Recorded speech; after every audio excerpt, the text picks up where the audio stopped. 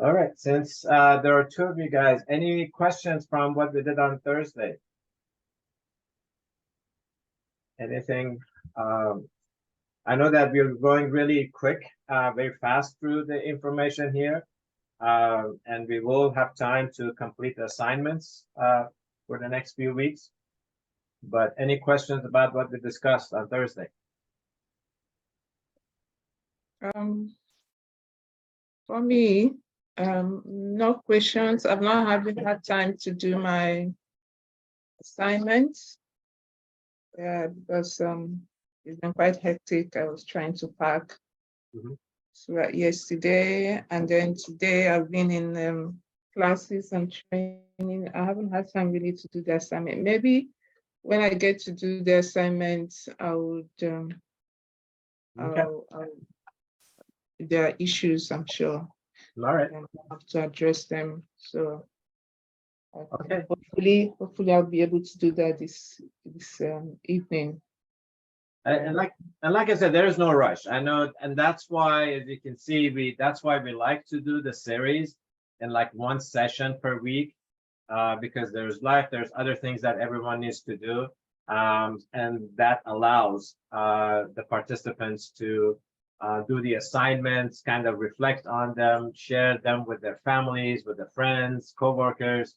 But because of all the constraints that we have, that's why we're going through fast. Okay. All right. So let's start. Today is our last session, but like I said, it's not the end of the program. We will continue to work together until everybody gets comfortable with all the different elements that we've introduced, all the habits that we need to develop over time. Okay, so I'm going to share my screen and get into the topics for today. So today we're going to talk about borrowing and credit system. And then we have creativity, and then we have social action at the end. So those are the three topics that we're going to be talking about. The topic of borrowing, borrowing is something that I think it's normal in any culture throughout the world. It is just that there are different types of borrowing. Some places it might be required. Some societies it may not be. But overall, I think all of us have at some point of time have had to borrow something from somebody, either from bank, from friends, for business, for schools, whatever that is. And like we mentioned, the character traits of responsibility and accountability. Those are kind of the foundations of borrowing. Because when we borrow, we want to make sure, or the lender wants to make sure that we are responsible and accountable to return the item as agreed, whatever that is, whether it's money, a car, a dress, outfit, whatever that is.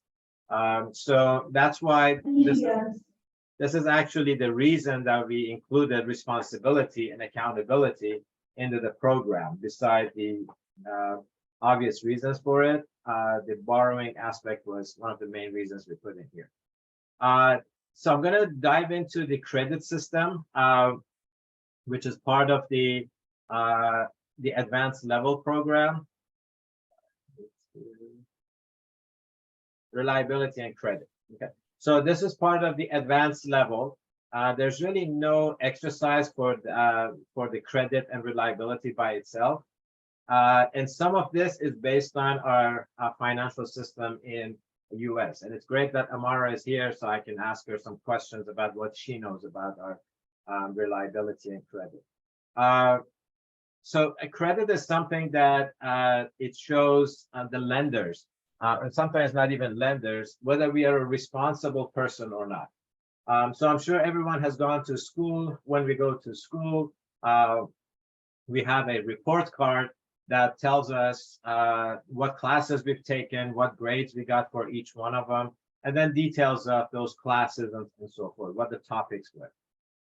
Then there is a system, a number system that tells us how we did overall in our, we can look at it every term, we can look at it as overall when we're going to college or university, and that is called the grade point average, GPA.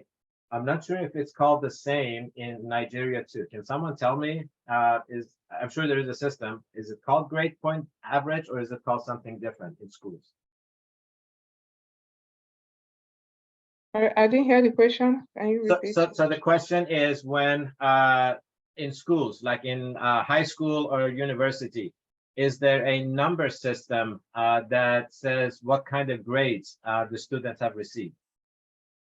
Oh yeah, that's for universities. Yes. Really. Okay, and what is it called? You have the GPA. Yeah. GPA. Okay, so it is called GPA. Okay, very good. So it seems like the GPA is also universal. So those two are transcript, or the report from the school tells us what classes we've taken and each one of them, what grade we have received. And then the GPA tells us that how we've done overall. It's basically a number. It overall tells us how we've done. Now, I want to ask a question.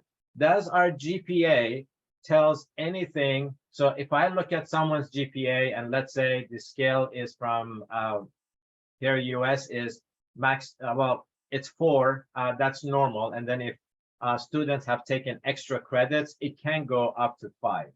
So if I take a look at someone's GPA, does it only tell me about the student's ability to complete courses, or does it tell me something else too? What are your thoughts? Who can share some thoughts?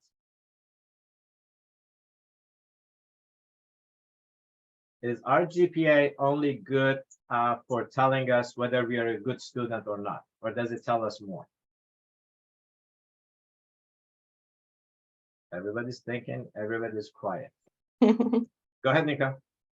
Yeah, well, generally it tells whether you're a good student or not. Generally, yeah. So, but does it tell us more than how we did academically? No, it doesn't. Okay, all right. Any other thoughts? That's academics, yeah. It's just only academics, okay. All right. Anybody else has? Yeah, mine's the same. It's just academic abilities. It doesn't really tell you anything else. Okay. All right. All right. So think about it this way. In order for us to do academically well, don't we have to attend every class? Well, not every class, but most of the classes.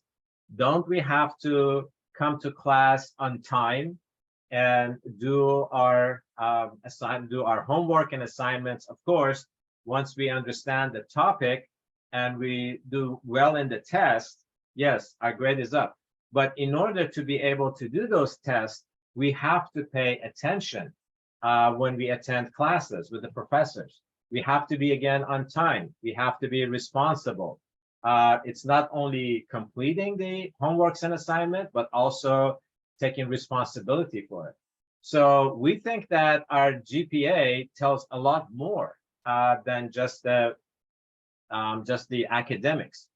And that is why this is actually in US. Good students receive a lot of discounts on different things. One of them being on automobile insurance. So all the insurance companies that provide automobile insurance, if the students have a good GPA, they do get discounts. So our boys, we have been really pushing them to have good credits in school, good a GPA, and that has helped us pay a lower price in insurance. Is there anything like that in Nigeria? No, we don't. Okay, well, maybe that's one good system that we need to bring to Nigeria.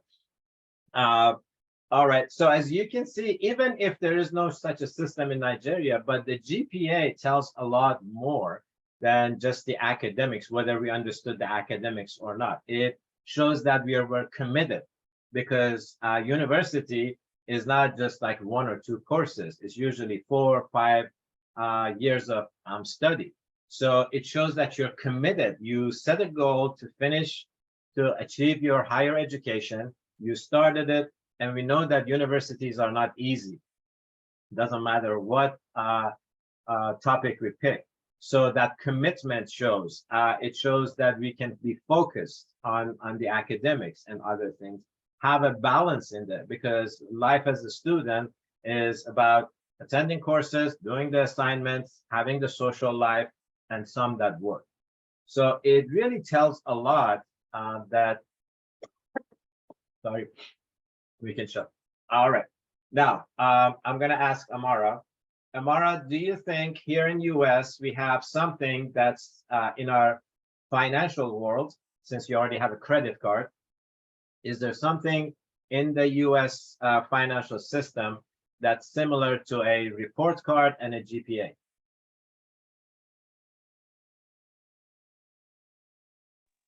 Probably a credit score. Credit score, okay. What does the credit score tell us? Sort of like how good you are at like paying back like loans that you take out and stuff. Okay, all right. Have you learned about how the credit score works? Yes. Okay. Can I ask you what your credit score is? Like 740. 740. Okay. All right. Very good. So we're going to work together to get that up to into the 800 range. Okay. And how did you learn about the credit score? I don't know, from my friends, from like TikTok. Okay. All right. Well, TikTok, I guess, is good for something. All right. Very good. So Amara is absolutely correct. In our financial system here, and I know it does also exist in Europe. If Edith was here, she could probably tell us that there is a similar system called the credit report, and then also a credit score that basically keeps track of our financial responsibility here in US and also in Europe and Canada. There might be something like that. I believe in Uganda, they have something like that, but not exactly the same. Yeah, thing. we do as well in Nigeria. Oh, okay. All right. Can you Have a tell credit us? rating. Credit rating. Okay. All right. Very good. And is it widely used? How is it used? No, it's not. It's usually individuals like me. I don't even know mine.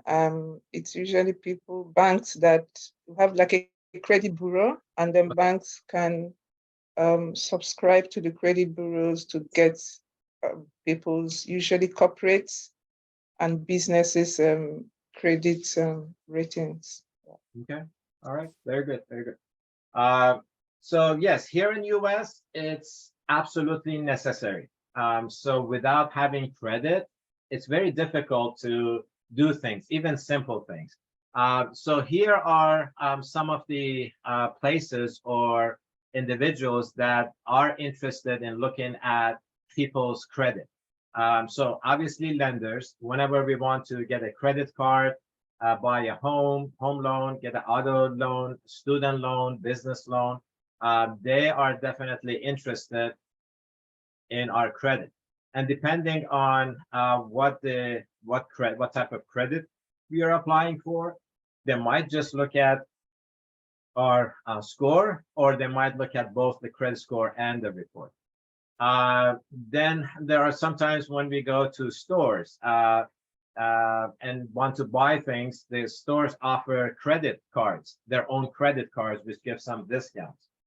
But more importantly is whenever we want to rent a place, an apartment in US, the landlords require that the individuals, whoever guaranteeing the apartment, should have a good credit, and they do check their credit. So that's a must. If you're getting a mobile service, that is also something that the mobile companies want to look at the individual's credit, just to make sure that they are creditworthy. We are not borrowing anything from them, but they want to make sure that we are going to pay on time.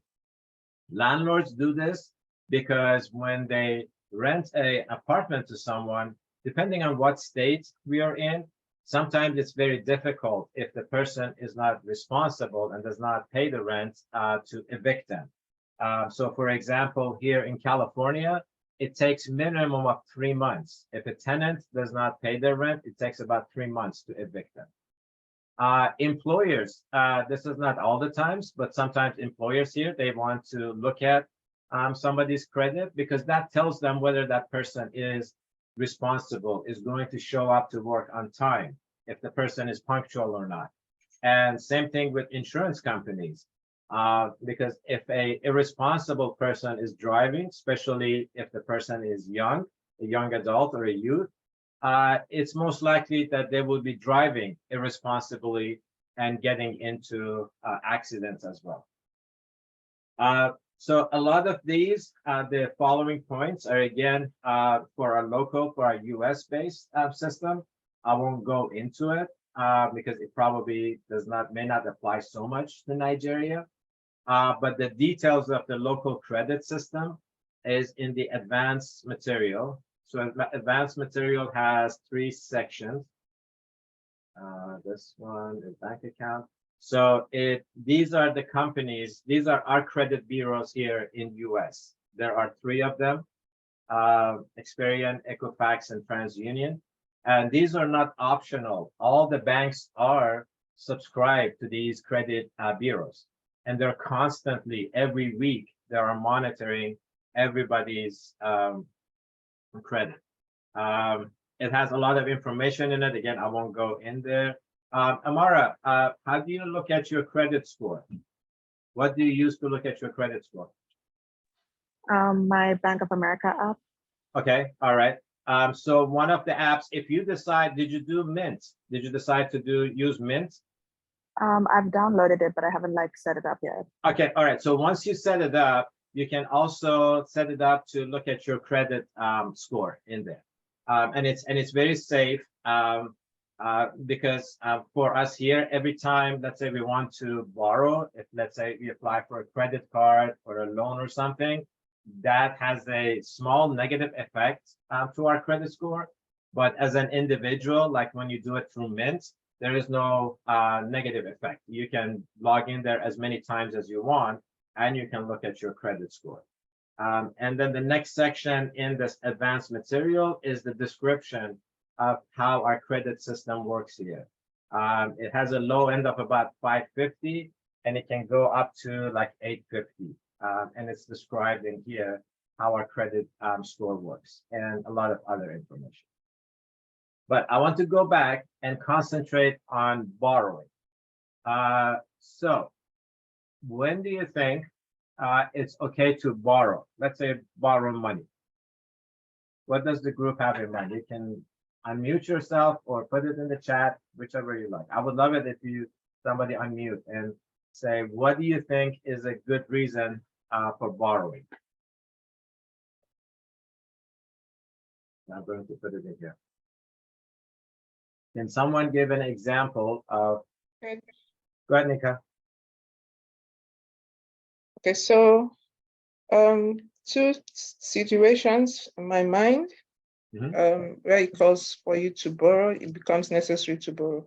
Number 1, when there's a life-threatening emergency or something that you really need to do, but you don't have the financial, you don't have the money or the funds at the moment. Okay.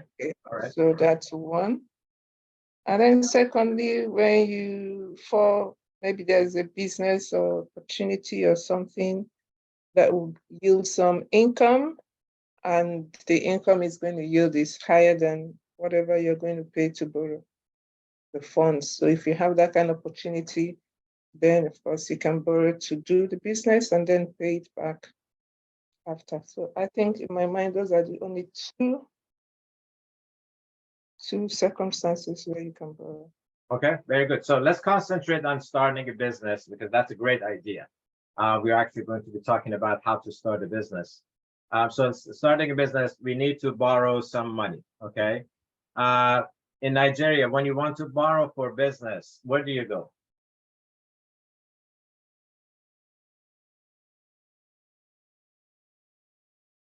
Go to the banks. Okay. Go to banks, yeah. Okay.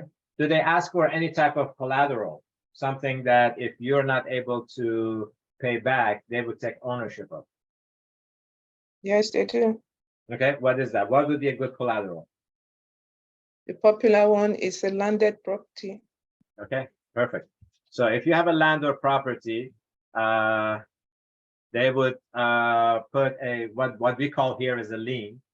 So they don't take ownership of it, but they say if I lend this much money to Nika to start this business, and she's promising that she's going to have some income, and then we'll be paying back. So, and the compensation that the bank received is what? Why does the bank give you a loan for a business? You get interest income. Very good. Okay. So you see how this is the borrowing work. But is this a good borrowing or not a good borrowing? Oh, it could be good. It could It could also be bad, okay. depending on the business. Okay.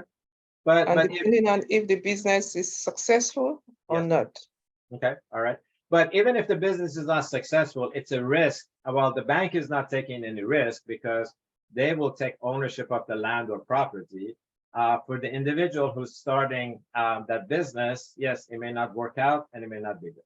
Now, can anyone think of borrowing for things that we shouldn't be borrowing, or people borrow for that we shouldn't be borrowing for?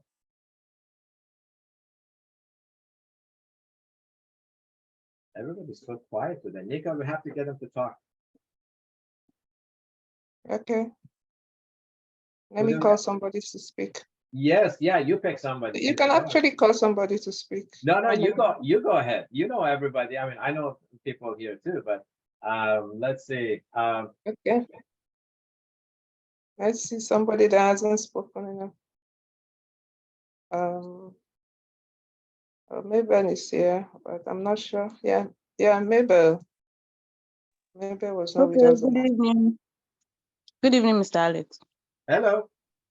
So Yeah, good evening. the question is, can you think of something that we should not borrow for, but a lot of people do? Yes, a lot of people actually take car loan. Oh, car loans. Okay. Yes. And why is it bad? Why is it bad for car loans? And I think it's bad because car is not really an asset. It's a liability. Okay. But don't we need cars to move around? We actually need car to move around, but I personally think that taking car loan is not really for me. Okay. All right. And that's fine. That is your opinion. That's definitely fine. Okay. Anybody else think that so besides car loan, are there other things that people borrow for, which is absolutely they should not be?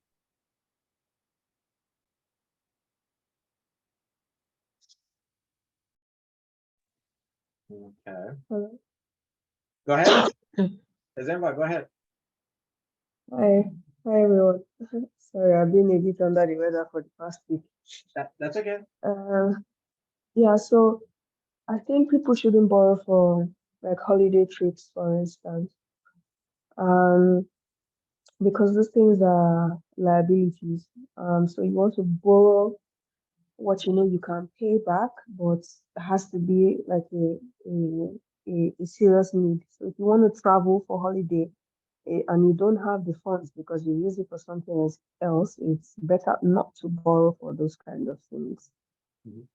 Yeah, Right. that's all. Okay. Very good. I really like that. Yes, borrowing for holidays,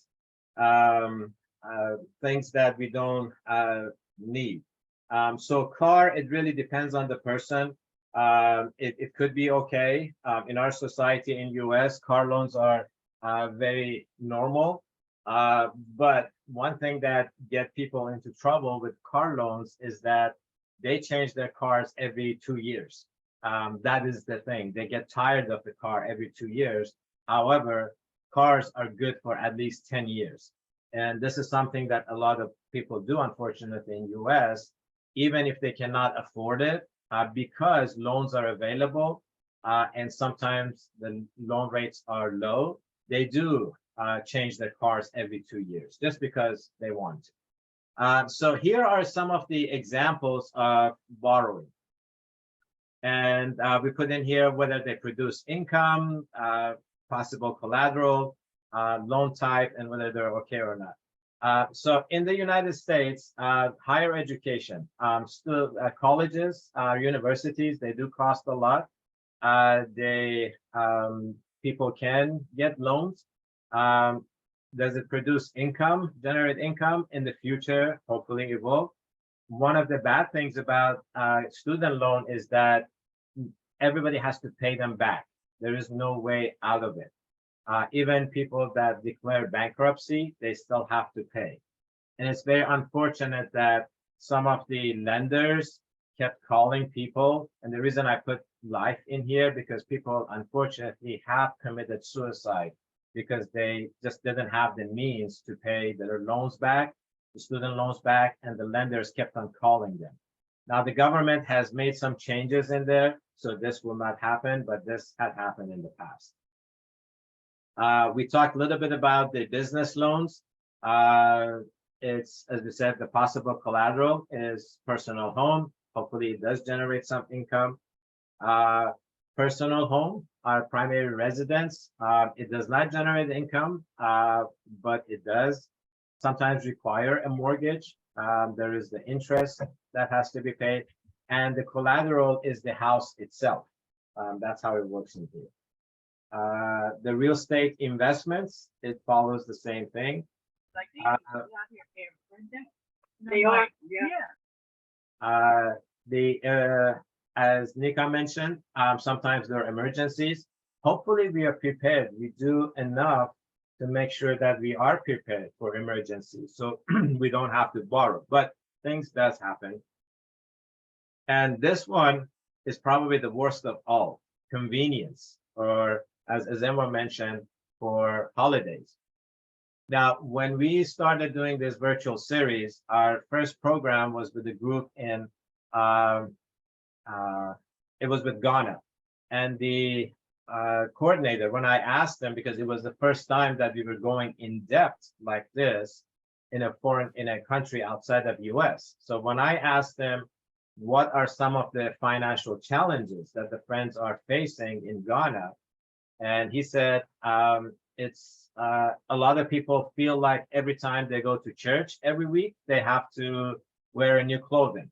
Or if they go to a family gathering, they have to wear new clothing. People borrow for just looking good. So I want to see if anything like that exists in Nigeria.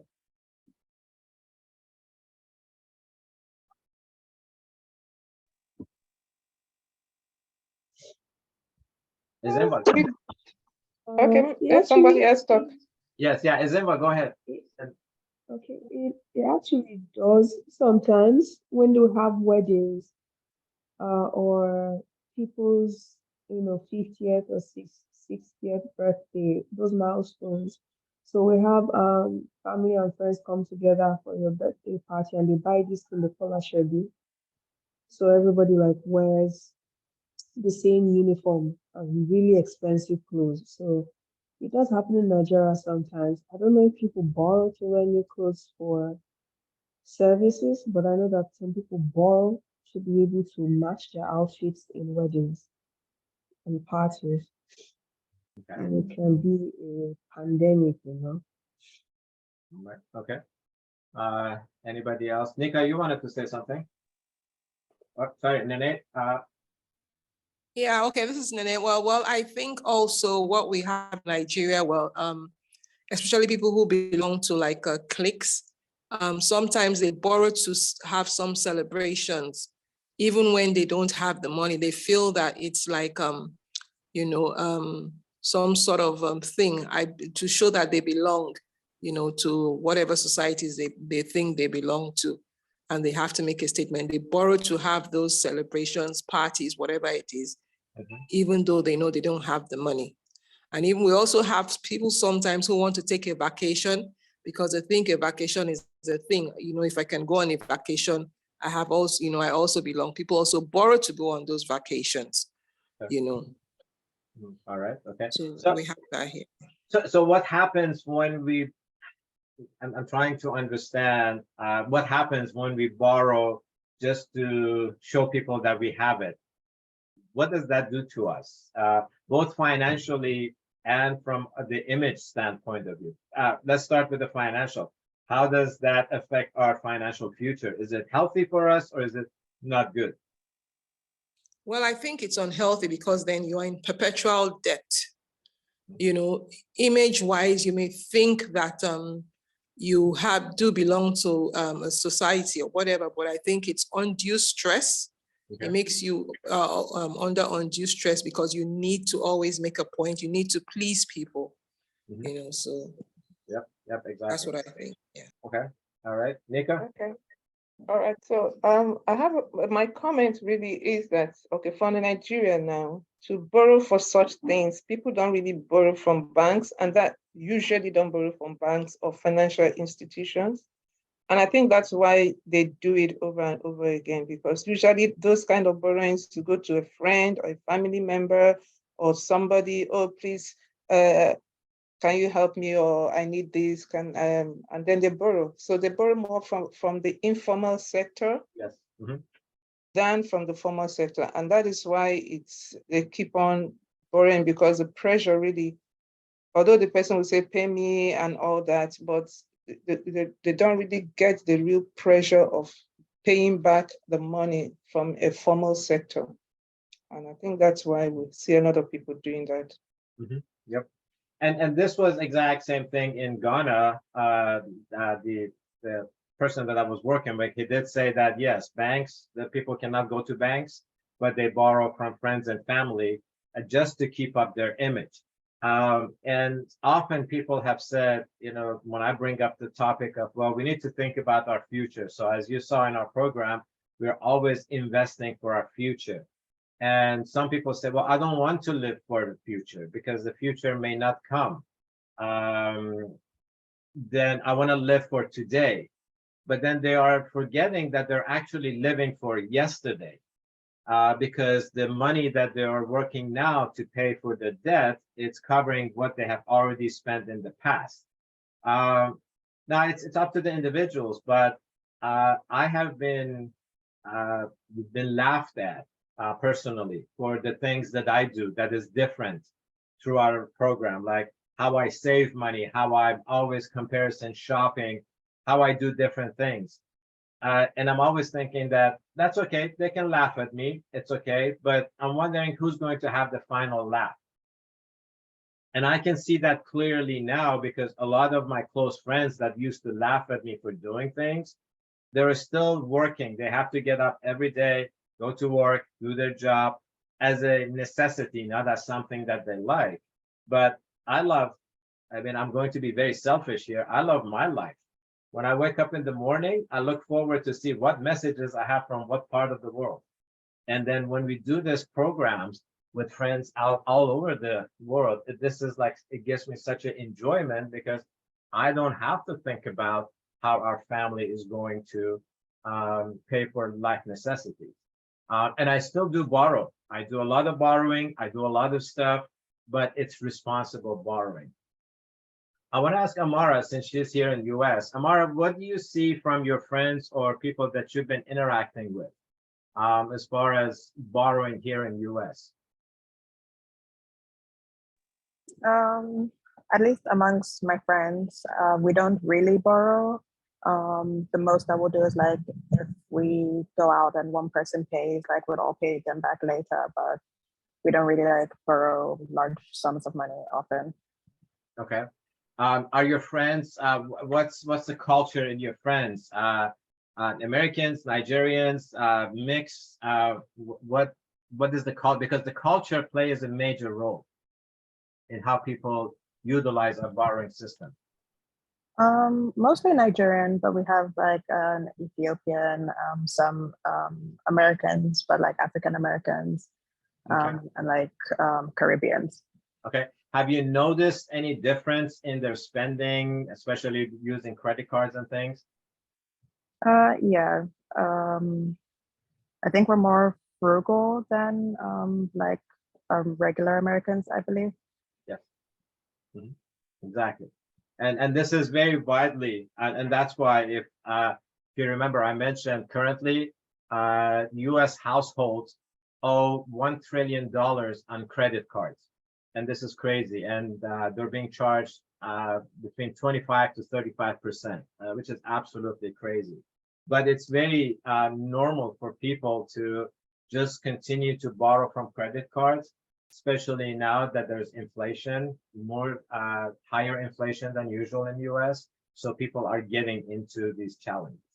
But the borrowing system is something that it's great. If we understand it, we can really utilize it to our benefit, to achieving our goals. Again, living in US, we have to have credit, not necessarily, and usually credit starts by getting a credit card. So Amara has already started that process. We're trying to educate as many youth as possible on how the credit card system works, because that is the starting point for building credit in US. But then it comes with its downfalls. And we're hoping to be able to educate more and more of them. So Amara, hopefully you are already, and now you can even more educate your friends that are living in US how the system works. Really, that's going to be your responsibility. All right, I'm going to stop here, see if there are any questions about borrowing. Nika, go ahead. All right, so I have a question, and that has to do with the home loan, where you have the personal home loan. Yes. And then under the income, you said no, Mhm. doesn't produce income. All right, so, but if you don't have a home, or if you're renting, you're still gonna have to pay rent. So, but when you have a loan, have a home, you're not paying the rent. So wouldn't you say that that is a kind of income that it is producing because it's saving you paying the rent? So there are two ways you can make an income: either you increase your earnings or you reduce your cost. So this has actually earned you an income by reducing your costs. And that is how I think that, yes, it should be taken as an income generating asset. Okay. Same Yeah. can also be said of the car loan. Yes, I mean, definitely you can look at it that way. That's a great point of view. Or you can, I think we talked about it on Thursday. If you have a house and you can rent out one of the rooms, which a lot of people do. So that is, but usually, at least in our society, the house that we live in that is not considered as an income generating, even though, yes, you're right. Part of the payment that we make, and maybe it's because that the mortgage that we have on the homes, usually a large portion of it is paid as interest. So it's gone regardless whether we pay as a rent or whether we pay as mortgage. A large portion of it is paid for the interest, and a small portion of it is to pay back the loan that we have borrowed. And I think that's why the home mortgage or home loan has not been considered as an income generator. But exactly what you said definitely makes sense. I mean, we can look at it that way too. And the fact that this 2.5 to 3.5%, this is from 2 years ago. Right now, the mortgage loans in US is about 6.5 to 7%. So it has gone a lot up a lot higher. And the same thing for a car loan too. Yes, if you use your car to go around and to do things, yes, you can look at it that, yes, I had to take a car loan in order to be able to get to my business. But again, we have to make sure that we use the car for a long time. In our household, we've always kept our cars for at least 10 years, which is very unusual for our society here. Izima, would you like to add something? Yeah, it's the home, personal home she was talking about. So I will say something that brings money is something that's, I don't know how to explain it, but I can't call a home per se something that generates income. if you've cleared the debt, then save the funds and acquire another asset, because homes, for instance, are, I think it's safe to use the word, diminishing assets. Mhm. You can liquidate them if you decide to leave the home, but then a building too has a lifespan. So if you've had the house passed down generation, by the time it hits the 100th year, I don't know that it will be as strong enough, especially in Nigeria. After Nigeria, we have some buildings that are 100 and over 100 years. But if you have a building, I think it's safe to call it diminishing assets, because you're going to keep maintaining it. So it's going to still keep costing you money. Mhm. If the plumbing work is bad, you have to fix the plumbing work. If anything is bad, you have to fix it. So it's still taking money from you, but it's not a large sum like it would have if you were paying rent. I don't know if I'm making any sense. Yes. Yep, definitely. That's a great point. Yes, it does have that. So, Nika, I think that answers yes. We do still have expenses that we wouldn't have when we are renting, and that's why the personal home is usually not considered as an income generating, because it has, but it's an asset that hopefully continues to grow. That's what happens.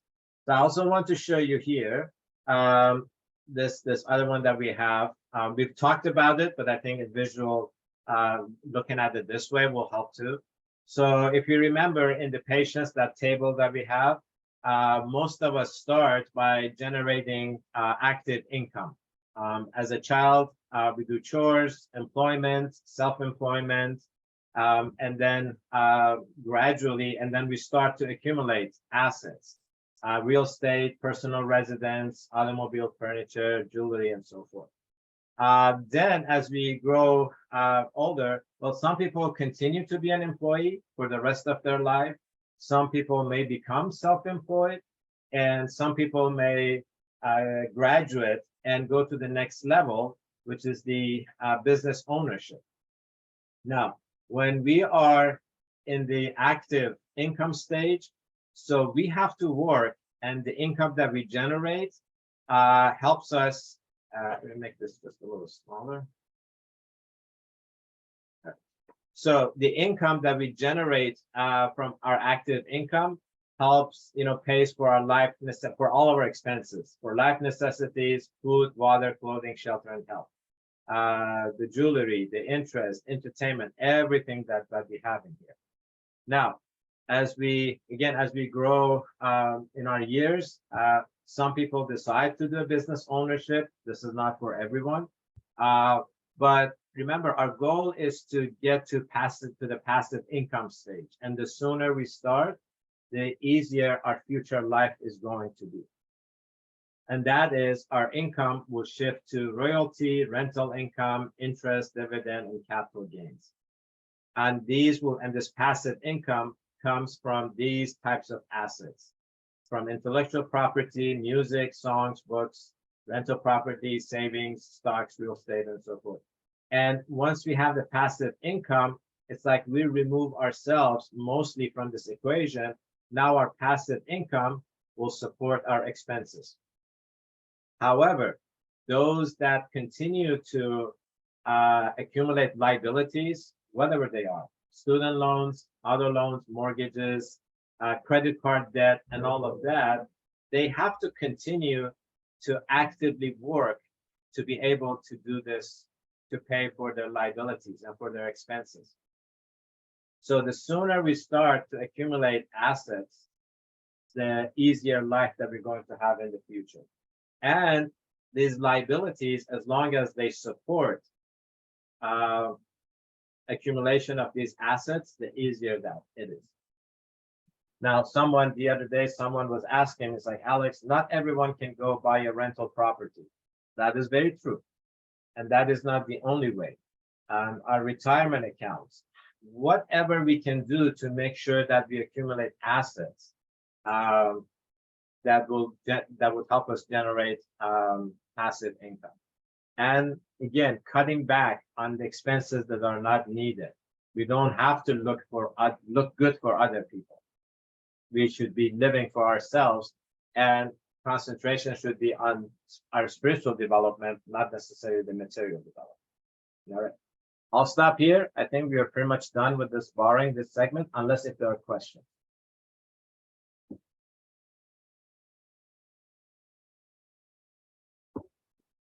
Okay, I see everyone quiet. Okay. Now, usually when we, oops, sorry, Anika, go ahead. All right, so my question was going to be how to transit or how to move from active to passive. Okay, so we're talking about some music. I mean, most of us cannot sing or write music or write a book or different things. It's looking like something that is too difficult to do. Okay, all right. So I'll see if other friends have any suggestions. You're right, not everybody can write music, songs, or books, or design things. I never did any of those.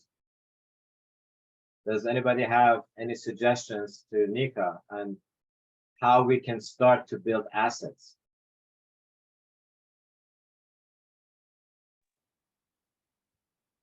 Is it I have a little suggestion. So the passive incomes, there are several ways you can go about it. Like there are mutual funds. I personally used to use one investment one. Actually, I'm still using it, but I don't know if I want to continue because it's like the percentage they are giving, inflation is killing it. So it makes no sense to have money there. But mutual funds are something places that you should consider. Then buying stocks, Bamboo app, for instance, you can buy in Nigeria and buy international stocks. I think that's a lot better than buying stocks in Nigeria because of the way our currency is being devalued very quickly. So you want to put your investments in things that are outside Nigeria or inside Nigeria. You want to, if you have the funds to, you want to consider the real estate, and you want to consider real estate. So buying land or buying properties you can put on rent, even though people are jacking, but that one is another way to make money.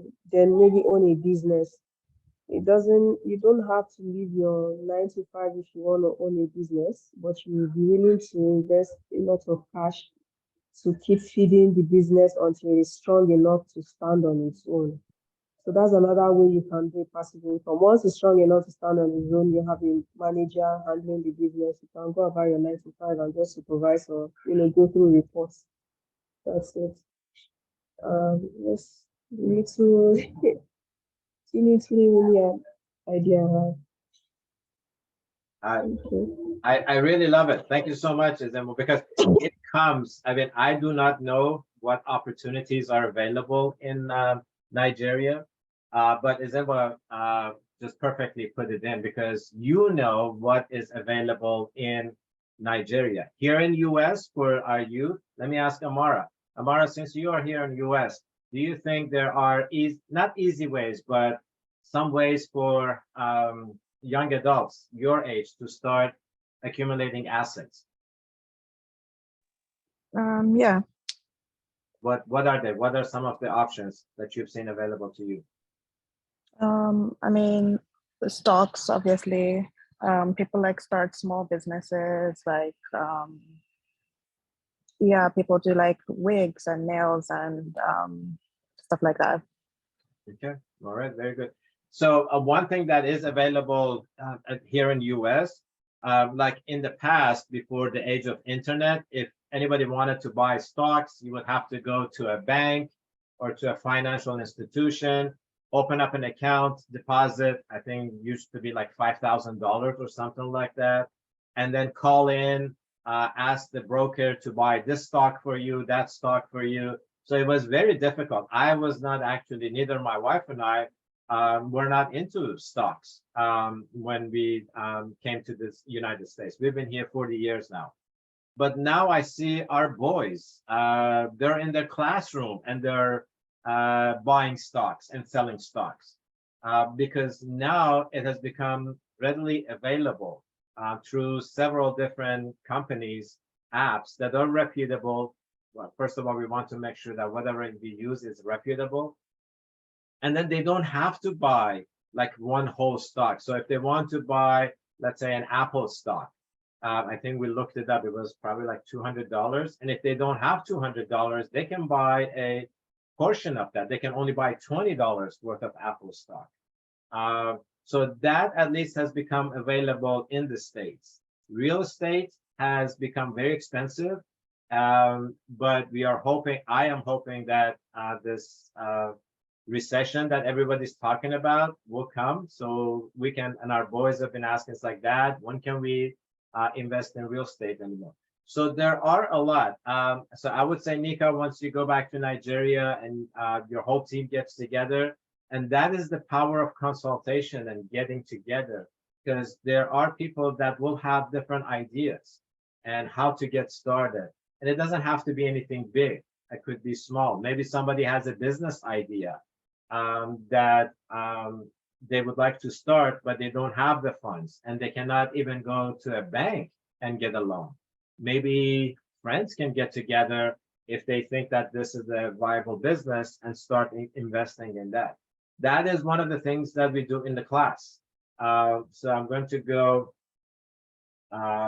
when we're doing this with our youth in classrooms. So the money that the participants put in their invest box, so the money that we accumulate in here, we actually come up with a business plan.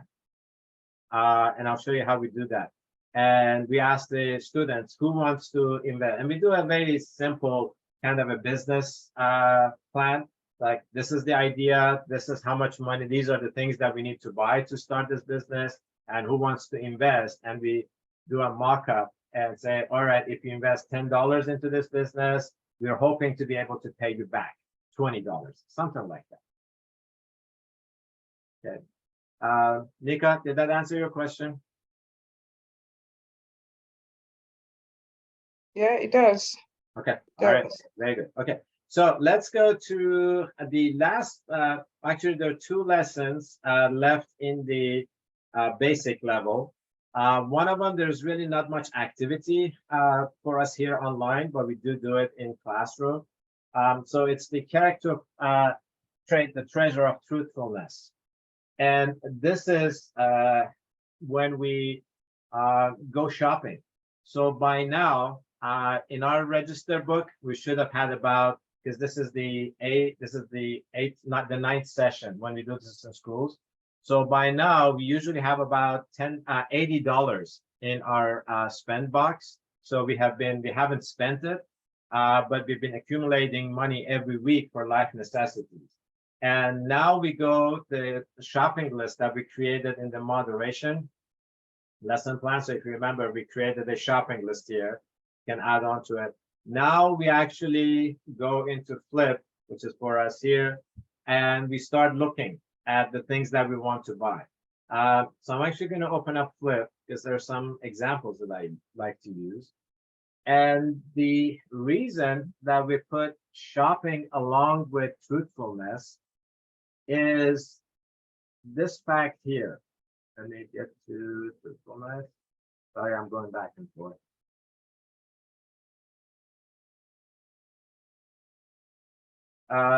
It's this definition in here. First of all, truthfulness is the foundation of all human virtues. And then we talk a little bit about the independent investigation of truth. So I read this: truthfulness is being honest in your words and actions. You don't tell lies, even to defend yourself. Don't listen to gossip or prejudice. See the truth for yourself. Don't try to be more than you are to impress others. Be yourself and your true self.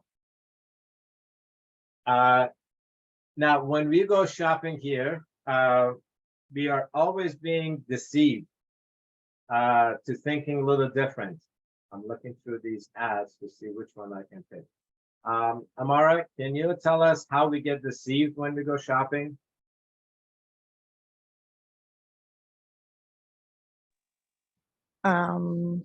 Like when things aren't as they're advertised. So let's say we go, you've seen probably the advertisements. This is like one of the stores. I want to zoom in here if I can. All right. So like for example, this one says avocados 2 for 1. Let me actually look at this one. This one says this one is ground beef. Big red area, it says 10 for 10. Why does it say 10 for 10 in big red bold letters?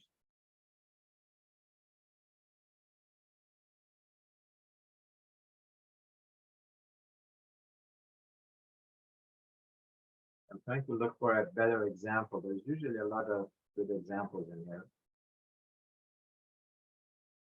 Besides Amara, can anybody think as why our advertising is like this?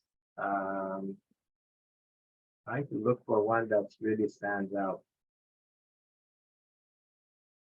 So if you're looking at these paper ads, which are for supermarkets, and the ads say like 2 for 1, 2 for this much, or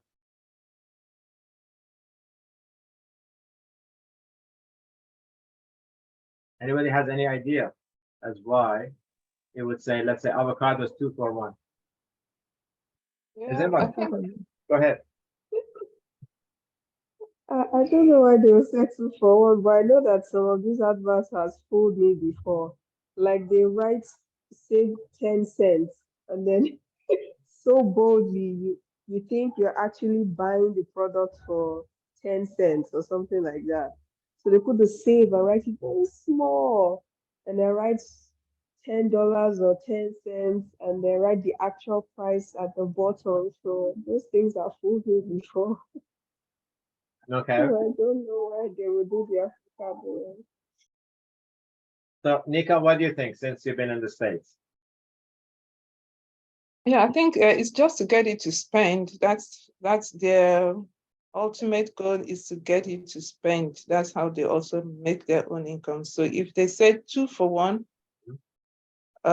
actually one may actually be 50 cents ordinarily. And then by the time they put 2 for 1, it kind of plays on the shoppers. Oh, I'm getting a deal.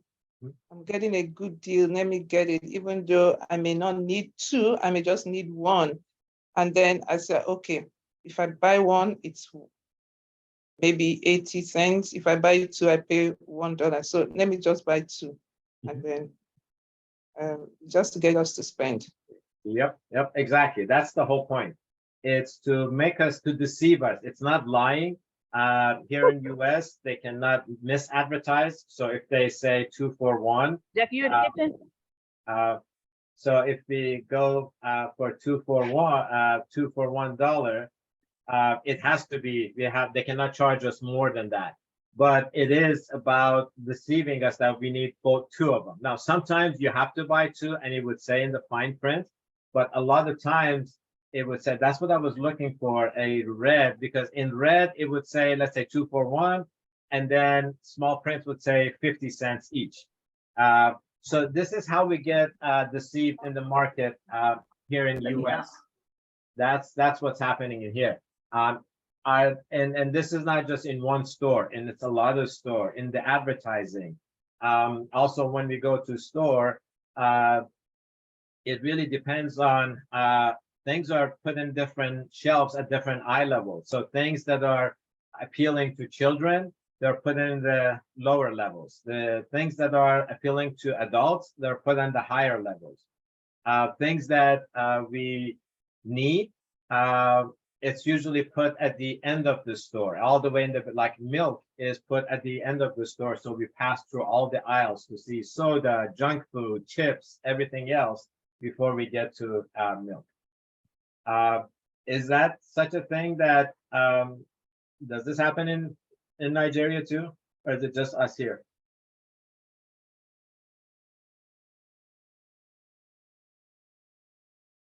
It does. It happens in Nigeria.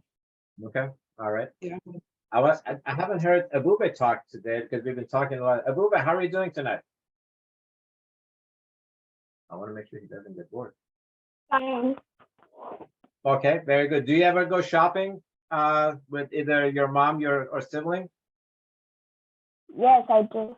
Okay, all right. What do you think? Do you think, have you ever gone to a store and they try to deceive you to think that you have to buy something you don't necessarily need or want? Not all the time. It only happens like a few times. Okay, all right.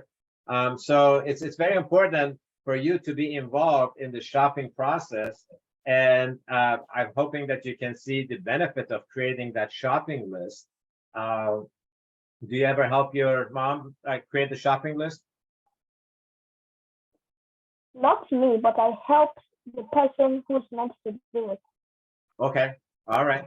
So please help your mom or whoever goes shopping, either your siblings, your mom, when they go shopping, help them with the list. And this is something that a lot of friends here in US gets into trouble. Our last series, we are working with a young couple that have 2 children. And one of the challenges is that they go, the wife goes shopping and she just buys whatever the children are 2 and 4 year old. Basically, she buys everything that the children are telling her to buy. And the husband is very frustrated. He's telling her that, well, the children should not dictate what we do. Do you ask you when you go shopping, do you ask them to buy things for you? Yes, and she always says no. Oh, okay. We have a method of how to, so when she says no, what else do you do? I keep trying to convince her. Okay. I have a video I want you to watch later on. So, and this is a very cute and short video. I'm going to go back. It's in the patience lesson.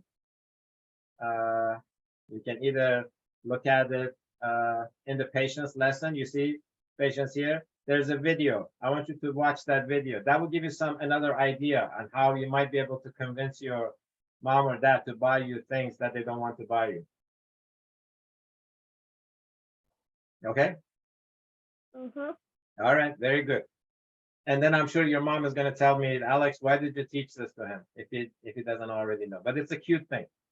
I'm sure you have a video for for the parents on how to not to listen to. Well, Ebube might be a little bit too, I mean, he's past that stage of this video, but I have even heard it from older youth, not older youth, but it's a very cute video. This is something that maybe younger children would do when they're smaller. So let's go back to our truthfulness. So again, here we do the shopping. There is this building a foundation exercise. It's detailed described in the facilitator manual. We basically bring in one set of building blocks, like wood blocks, Jenga or something like that, and ask the participants to build a structure. And then also we have playing cards that we ask another group to try to build a house of cards. And they can see the difference. Building blocks, they never bend. They're like truth. It's always the same. It never changes. But then playing cards, you can bend them. They change. They do all kinds of stuff. So that shows them how a foundation works. That's the first one. And then we go shopping. The shopping is very interactive. They get through, look at all the different store ads, come up with the total, and then we talk about how to pay for it. So I'm going to go back to the moderation lesson. So once we do our shopping, everybody does their total. So let me ask you this. We do our shopping, and I'll make this just a little bit more so it would make sense. I should have put some more numbers into our register book.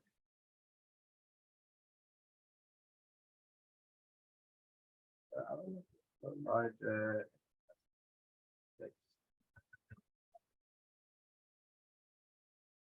60 and 70.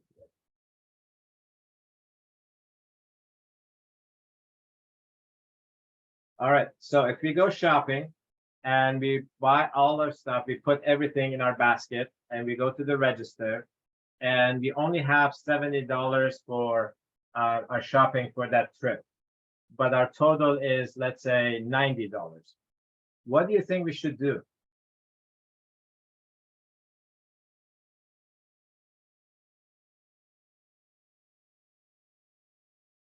Have you ever gone to supermarket and filled up your basket and you got to the register, to the cashier, and you realize that you don't have enough money?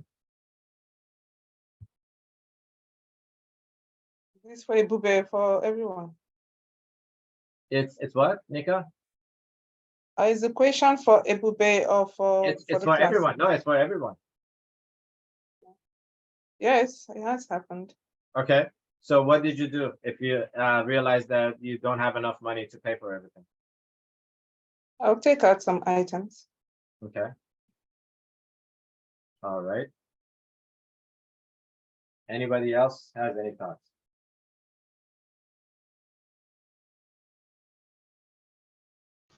Hello. Yes, go ahead.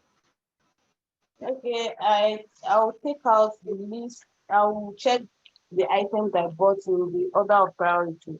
So I will take out the least important item. Okay. All right. Very good. So do you think creating this list is helpful? Creating a shopping list before going shopping is helpful to make sure that we know how much money we have and how much we can purchase? Yes, very helpful. Okay, all right, very good. It really helps, especially for those that sometimes they get easily tempted by buying whatever they see. Not whatever, but we see things and we want it. And we come home and we don't necessarily cannot use it. Especially when we go to supermarket, we really have to be careful of the items that we buy. And if we cannot use them, we'll have to throw them into the rubbish. And that is such a waste. And we see that so much here, at least in our society here in US, that people are just constantly buying, either at the supermarket or as we talked about Thursday, and they come home, they cannot use it, it goes bad, and they just throw it away.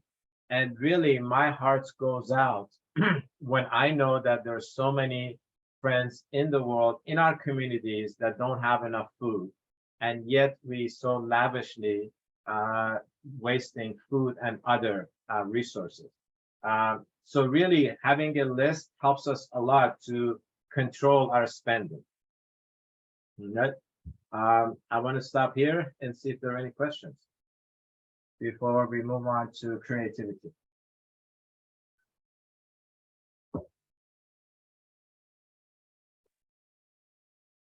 And when we do this lesson, so as you can see in here, we describe the different payment option, cash, checks that really does not exist here. In checks are something that people used in here that was connected to their deposit account. Debit is also a card that can be used that's connected to a deposit account. And then we have credit card. And now more places are having the electronic payment system. And then also, as we talked last on Thursday, the option of whether we want to carry out in a plastic bag, a paper bag, or bring our own and do the reusable. And obviously the reusable is much more desirable because it does not do much waste. Nika. Okay, I do have a question. My question is that when you go to these shops and then you have a deal, there's a nice deal that you see, and it will save you money in the future, right? It may not be that you need it now, but if you buy it in bulk, let's assume maybe, what's the common thing? Like maybe a tissue paper or toilet paper. And maybe you didn't want to buy toilet paper, you had some, but you see a really nice deal that says, okay, if you buy a bundle, it will be half the price. I mean, that would be a kind of saving, really, because you are buying it now, but you are still going to save that money in future when you would have bought it. So is that not a kind of saving for you? Mm-hmm. You're absolutely right. But we have to be careful of what we're buying, that we can, like tissue paper is perfect example. Except I don't know if anybody knew or not, there was a time or one company had put in expiration date on toilet paper. I'm not joking. A company had put in expiration date on toilet papers, and it's very unfortunate that people don't think. Like toilet papers do not go bad; they don't have expiration date. But it is. I mean, these are the tactics that the companies use because of people's ignorance. It's very unfortunate, but they do that, especially even in the financial and the banking systems. There are here in our banking system in US, there are a lot of fees that banks charge, but there's a lot of ways to avoid them, not pay those fees. But because most people are ignorant, they are too busy on social media and TikTok and all of that, and they're not taking the time to look at their statements or pay attention, they get charged with a lot of fees. One simple example, most of the savings accounts in US, except the ones that are for students, which usually ends at the age of 24, but for adults, we need to keep at least like $300 to $500 in most of the savings accounts. Otherwise, they will charge on monthly basis like $5 or something. And many people, because they don't understand this or they don't pay attention to it, have told me that, Alex, banks stole our money. And I had to really tell them that no, bank did not steal your money. You did not pay attention to the contract that you signed. Because whenever somebody opens up a bank account in US, it does say exactly what needs to be done to avoid those monthly fees. So this is unfortunately our system here, is that companies, financial institutions, they bank on people's ignorance. And that's how people losing a lot of money. There's such a thing in Nigeria as well. Deceiving people again. Yeah, it does happen with banks to have a lot of charges, bank charges as well. Yes, yeah. So we really need to understand, and it's how it is. It takes a little bit of time to read the fine prints and see what the responsibilities are. Okay. But Nika had a very good point. We do that. Our family does that a lot. Things that can last for a long time, and if there's a special, we buy it. But definitely not things that can go back. All right, the last lesson in our basic level is creativity. Now, usually before this lesson, in the group chat, we ask for everyone to post their creativity. But again, since we're going very fast, we will do that at a later time. So I'd like to know who would like to tell us what your talents are. Let's start with Ebube. Is it still on? Yes. Ebube, what are your talents?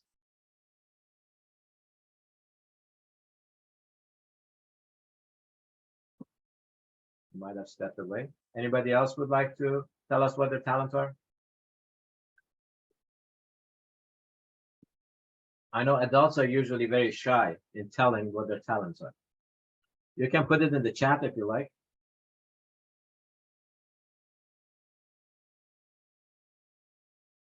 I'm waiting to see who's gonna open their microphone. Wow. This is the shyest group I've ever seen. I'm thinking really, my talents are, I don't know. Okay. I Go have ahead. a little, I have talents.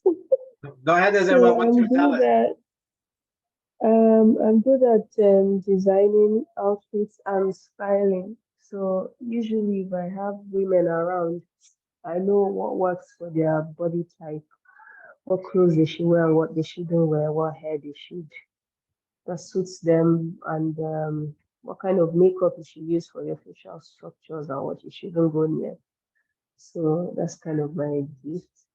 I know how to use my hands a lot for a lot of things. So I mean, I like building. So you give me scrap and I turn it to something else.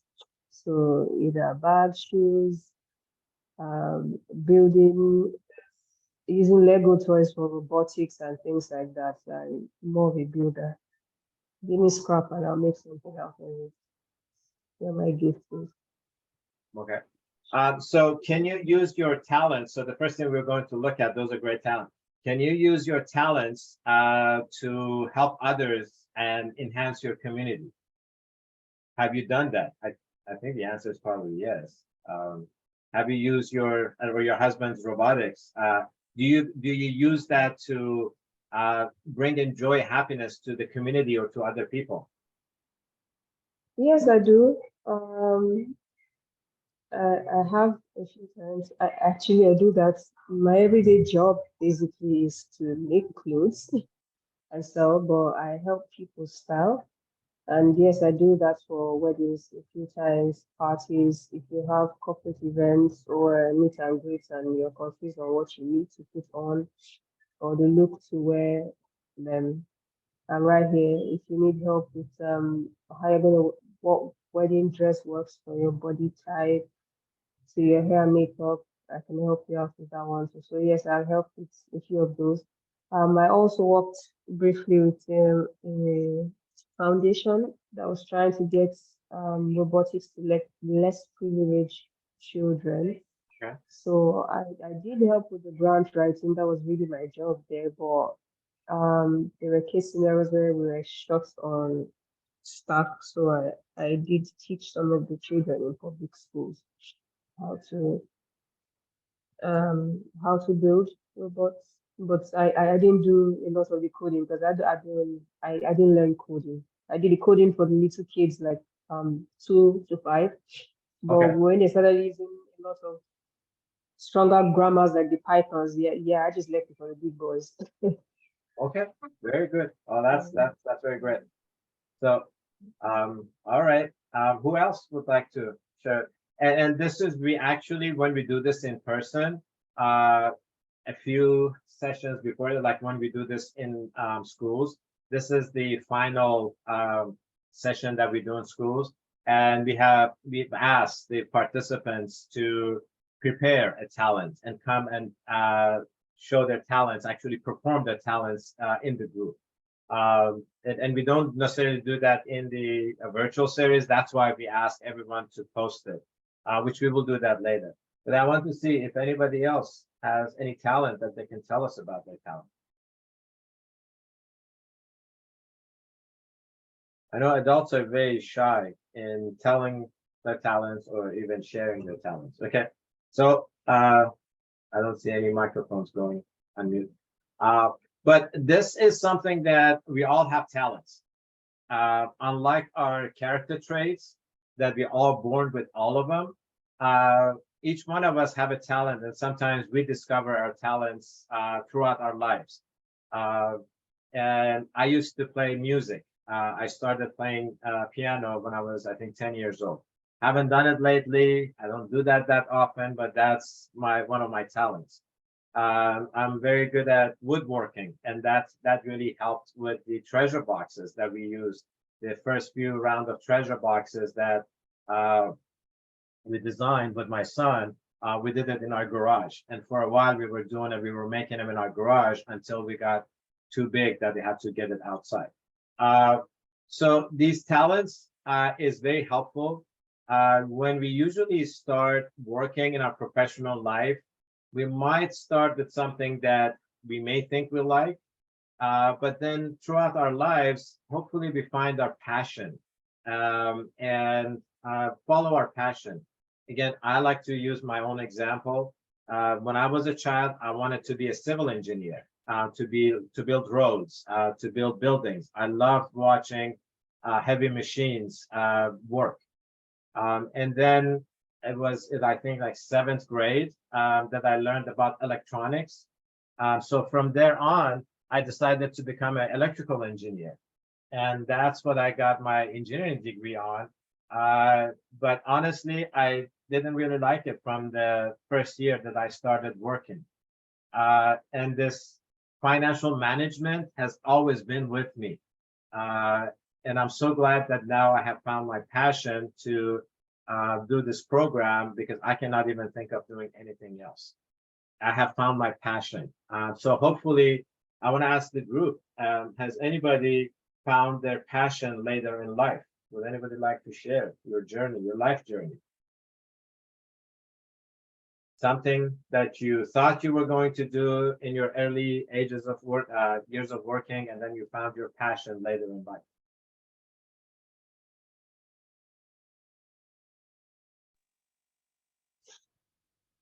Go ahead, Azemwa. Okay, because my team, because everybody is so shy that I'm talking. No? Okay, so at the moment, I think from the little I said, you realize that I'm a fashion person. So I'm a fashion designer at the moment, a fashion entrepreneur, let's put it that way, because I do clothes and I do jewelry. Other things too I do, but for now, we're just working with these two. In the past, I used to be a scientist, a molecular scientist. So I trained all my life in sciences, up to a master degree. And my job at that point was to create drugs and vaccines. I did drug production and vaccine production. So what we usually do was test whatever packaging we're working with. The ones I really worked with were parasites. Wasn't so much a fan with molecular biology, but parasitology, yes, was my favorite. So I trained through BSc, the master degree, worked with it in the UK, and further down my line, I just thought I don't think I want to do this for the rest of my life. Like I like it, but I don't know that I enjoy. I don't know that I can, find fulfillment behind the microscope or in the lab. I like it because it's something that I don't like to sit still to do anything. I like to do the dirty job. So get my hands dirty, do all the lab experiment and all of that.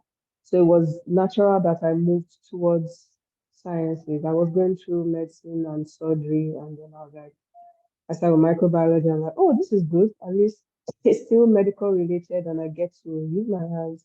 And then just like that, I followed my education in molecular sciences, and somewhere down the line, I started to question everything.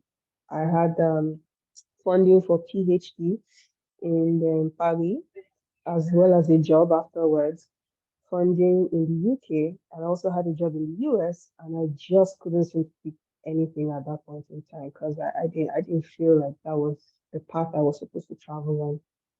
Anyways, I picked the US, and life happened, and then just while wait time, I thought, oh, okay, let me just go to fashion school. While I started to plan my next move. I didn't leave for my job in the US because my mom was critically ill, so I was taking care of her.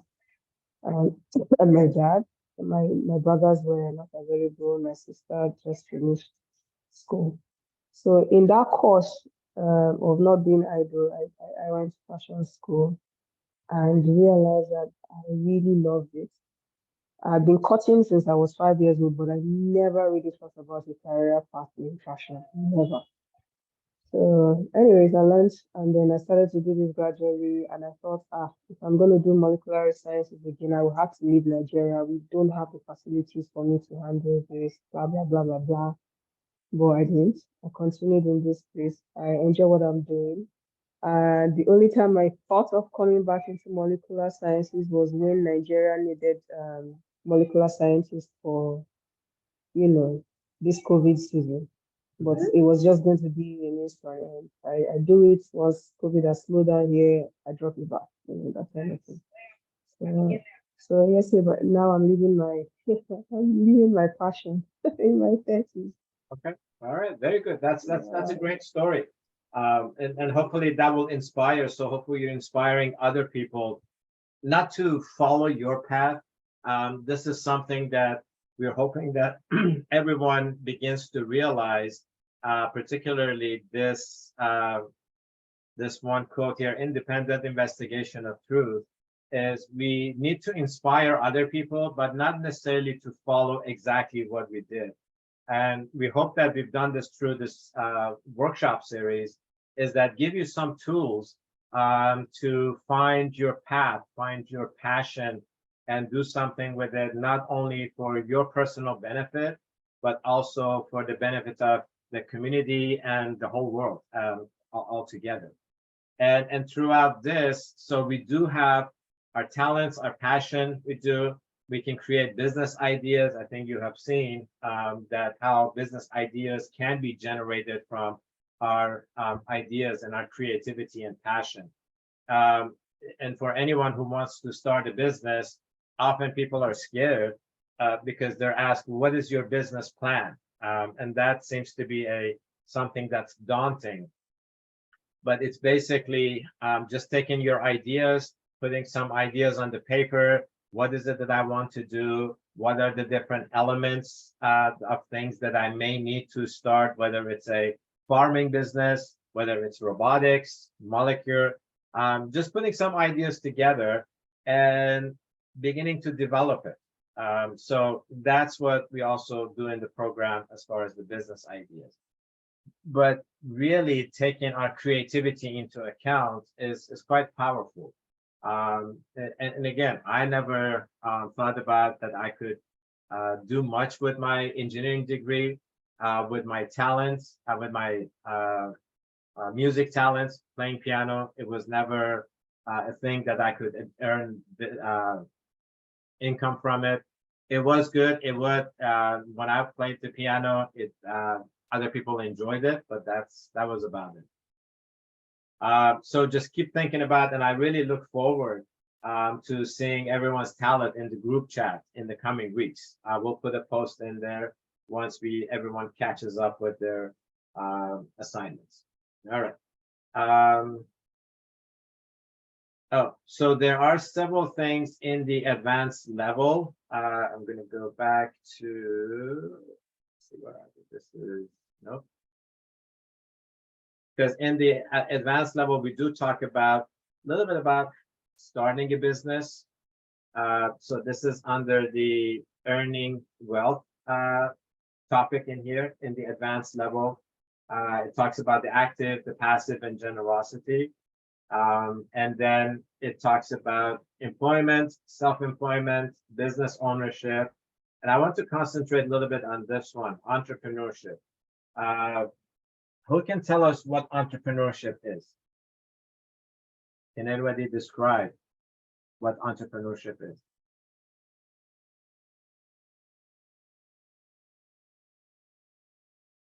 Go ahead, Nika.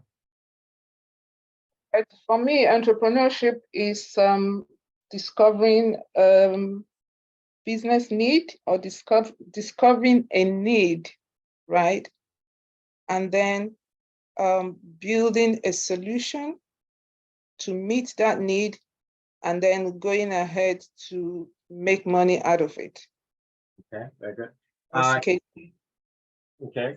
Can everybody be an entrepreneur? Is it something that everybody can do? I don't think so. Why not? So everybody can, but not everybody has the talent or the appetite, because it does require taking a bit of risk. It does require being there for a while to see because the business is not going to make money immediately. So you got to have the passion to stay there and until the business starts to make money. Initially, it's just going to be that passion driving it. The fact that you can see this need and I have a solution for it. Others may not even realize that they have that need, right? And then, so not everybody has that appetite or the drive or even the time or the resource to even do it. Yeah. Okay. All right. Very good. Anybody else has any thoughts about entrepreneurship?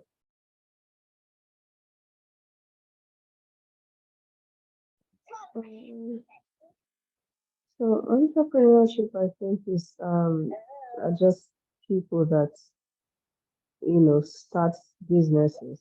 It might be a business that already pre-exists or a type of business that already exists, but they can create a niche for their own industry. And I believe that entrepreneurship can't really be done by everyone, or there are specific traits that an entrepreneur needs to be successful. Let's put it that way. Because entrepreneurship is not, it's a game of patience and long suffering. Let's put it that way. If you're not very patient, any stumbling block you come across, you will leave, you will drop the business and move. But you have to be ready to move for the long run. Always be positive every time, and always think of, you know, stumbling block as an opportunity to rise above the position you're already in. And yeah, basically, that's what I think about entrepreneurship. Very good. Yeah, that's a perfect description. So a business ownership is usually something that already exists. For example, a farmer. So a farmer, you know, can have a farm and then they grow something, they harvest, and then they sell. But however, if a farmer comes up with a new method of doing the same farming, that is when that becomes something that has never been done before. So entrepreneurship, as both Mika and Izimba said, it takes passion, it takes creativity, seeing things that other people have not done. It takes a vision, and not everybody can come up. Not that everybody has it, but it's something that some people find it and find something new, and they're resilient. They're willing to go. I like to look at it. I've always considered the entrepreneurship as being beggars. So entrepreneurs first have to go, they have an idea, but they need money to prove their concept. Unless if they have their own money, they have to go to other people and beg for investments. And this is something they cannot do to banks, because banks usually do not give money for investments. They give business loans to businesses that are established and they want to grow, so they already have income. But entrepreneurs, usually they don't have an income. There is risk. It takes a lot of energy, excitement, persistence, long hours, and putting their effort into trying to prove that the concept works. So from one side, they're begging for money, and then the other side is they're begging others to see their vision, to see that this works, until somebody or it just picks up. It's a great process, but again, there are certain things that entrepreneurs are born with. So if you see here, some of the characteristics, they have to have it in them. Have good vision, good instinct, passion, energy, excitement, persistent, drive, fearless, and calculated risk taker. And then there are other characteristics that can be learned: high intellect, good communicator, listener, salesperson, team builder, and so forth. So the reason we're bringing this up, we are actually coming to the conclusion of the program. We should be able to wrap this up in the next 30 minutes or so. Is this one here. So keep that entrepreneurship in mind. Now, there's another one that we want to talk about: philanthropy. Who can describe what philanthropy is?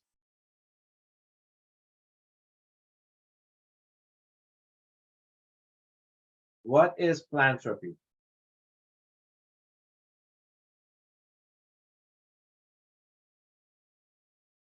Well, Go ahead, Nika. so, yeah, philanthropy, that means just doing good to the society, or giving back to the society, or helping the society, or helping the members of the society, yeah. Okay. Without expecting anything in return. Okay. All right. Do you, Nene, you're unmuted. Okay, well, I wanted to say the same thing, that philanthropy is giving back to society. Okay. Do you think? Yeah, to benefit. Okay. All right. Very good. Do you think we can combine philanthropy and entrepreneurship together, or are they separate?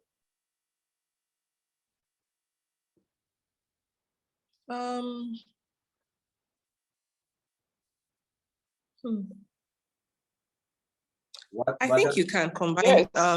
you can combine entrepreneurship and philanthropy together, but maybe because we've been saying, entrepreneurship requires a lot of risk taking. But I mean, after some time, the business would, level up. And at that point in time, you're able to give back to society. Because I mean, for you to be an entrepreneur, like you said, you're doing maybe, for me, entrepreneurship is innovation. So something that has been done before, but I mean, you've come up with some new way of doing it. And by the time you're doing that, you will be making a lot of profit by the time the business is able to stand on its own feet. And then you'll be able to give back to society. Okay. Is anyone? Yeah. So I think to merge entrepreneurship with philanthropy is possible if you have like a foundation. So the good thing with foundations is you can write to companies that they have I think it's CSR, they call it civil. Sorry, somebody in Nigeria help me out. But it's a way companies Corporate fund. social responsibility. Yes, thank you. Corporate social responsibilities. They have different companies in Nigeria that have, several CSR as their core responsibility. So there are some companies that would rather fund education in Nigeria. There are some companies that would fund so they have education, they have health, they have transportation. So you have companies that fund all those things. So if you have a foundation, for instance, and you decide that you want to be an entrepreneur and you want to also give back, it's possible. So I'm going to use a public school, for instance, now. The government has education for public schools. They use the regular scheme of work, but they haven't gotten to the phase where they expose children to things like what you do right now, financial education. They haven't gotten into the case where they expose children to robotics, for instance. They haven't gotten into the case they expose public students to culinary skills, for instance. So what you can do if you own a foundation, you can write some of these companies and tell them that I, as an entrepreneur, I provide these services to private schools, the schools where their parents can afford to pay all this. And I think it's unfair to the generation of children that attend the public schools, knowing that their parents can't afford it. So considering that, we would want your company to fund or give us the fund to be able to train staff that will educate the children in this public school, so they are not lacking in this part of education compared to the wealthy citizens. So yes, I believe you can merge both. So if you want to make money, you are making money from people that are giving out. You're offering the services to the schools that can afford it, but you have a company to pay for it. And then you can afford your services to schools that can actually pay for it. And when they pay you, it becomes a for-profit for you. In public schools, it becomes a non-profit for you. Okay. What All right. I think. Okay, Yeah. very cool. This is something that we've come up with, this word entrephilanthropy. And we've basically taken entrepreneurship and merged it and married it with philanthropy. And we're defining this as act of organizing and managing enterprises and ventures with considerable initiative, passion. This for the purpose of altruistic concern for human welfare and advancement. So we have merged this together, and we think that, especially now after doing this for 17 years, this is something that we think everybody can do even from a young age. We don't necessarily, like when we do the program in schools, we don't talk about this because we want the young ones to start just building. But as you can see, throughout the program, we've been encouraging everyone to, from young age, what are some of the challenges in our societies? What are our talents? Different things in there. So we are hoping that we can raise everyone, and this is all based on their personal talents and capabilities. Not everyone is going to do the same thing, but the process hopefully will be the same for everyone. if you remember this quote from the first day, it says, "Forget your own selves and turn your eyes toward your neighbor. Bend your energies to whatever may foster the education of men." So, and then we see that education is the foundation of everything, whether it's academics, whether it's financial education, spiritual education, all of those together. So that's why we brought all of this together, all these different topics. And if you remember, we are redefining wealth, rich, and wealthy. So our idea is that wealth is not just limited to material stuff. Wealth is a combination of knowledge, expertise, money, and time, as well as physical, mental, and where's the emotional? I have to add emotional under there, and spiritual powers. So once we realize that we are born rich with spiritual powers, particularly, and then we gain knowledge and expertise and money throughout our time, that helps us free up some time so we can help the society, we can help build our communities better. So that is something that we are hoping to be able to instill in everyone, starting from a young age, not waiting. As it was mentioned, a lot of times social entrepreneurs, first they concentrate on, they have an idea and they bring their product or services that are unique into the market, they generate income, and then once they have a lot of it, then they decide to get into helping the society. Our idea is that we start with that mindset from a young age. Any enterprise, any business that we start, not only should be to help us earn an income for myself, for my family, but also help the society, help the community. And we are seeing this little by little to start to grow. It's obviously it's going to be a long process, but it is something that we think it's doable, especially when people come together. All right. So with that, let's see. In here, there's a lot that you can read upon of how we think this is possible and this is going to happen. I'll stop here and see if there are any questions about, I know Nika and Zimwa talked about this, but this is a new topic, I think, for most people. Any questions before I do the final topic?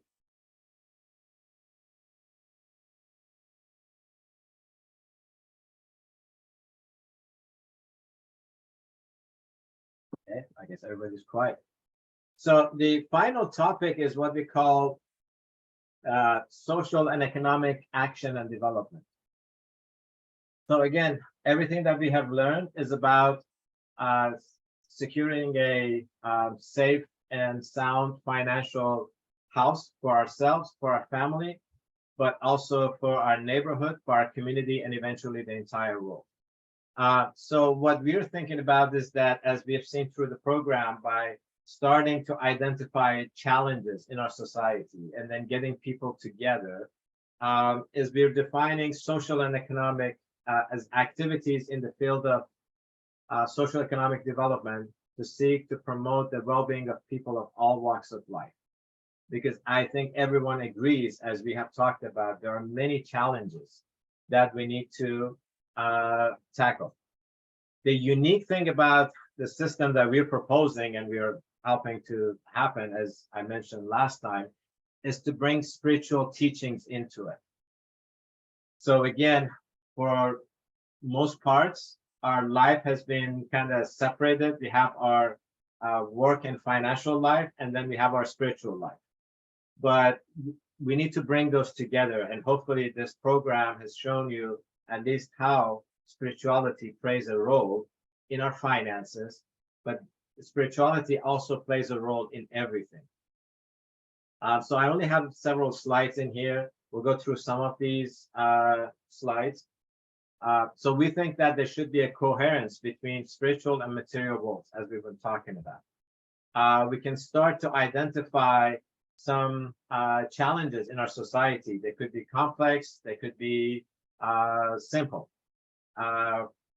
Something that we are starting to see is that in the past, there's been individuals or even organizations that felt that they have the answer. They know how to fix people's problems. But it is very evident that that model is not working. So we'll see how engaging everyone to universally participate, whether it's adults, youth, children, doesn't matter who we are, we all need to participate in this and begin to build some capacities that we can work together. So let's go through these. Again, we talked about that we need to do spiritual. We need to look at everything from a spiritual lens, whether it's our relationship, our family, our finances, even within the work environment. It might be very difficult, but if we spend time on it, we can probably find ways of doing that. Continuing, we need to rely on spiritual forces and guidance for everything that we do. For this program, Mind Treasures, on a daily basis, I ask for spiritual guidance. Even the very first few months that I started this, my wife and I had tried many businesses to start. Simple things like baking, having a beauty salon. Neither one of us are bakers or are in beauty salon. I'm not sure what we were thinking about. Security system, a lot of stuff. And none of them really worked. And when this idea came about to start helping individuals manage their finances, I was a little bit frustrated. And I really thought that we have tried so many different business ideas and nothing has worked. I didn't see them as a failure. It's like, okay, it did not really work. But when this idea came about, I really needed some assurance.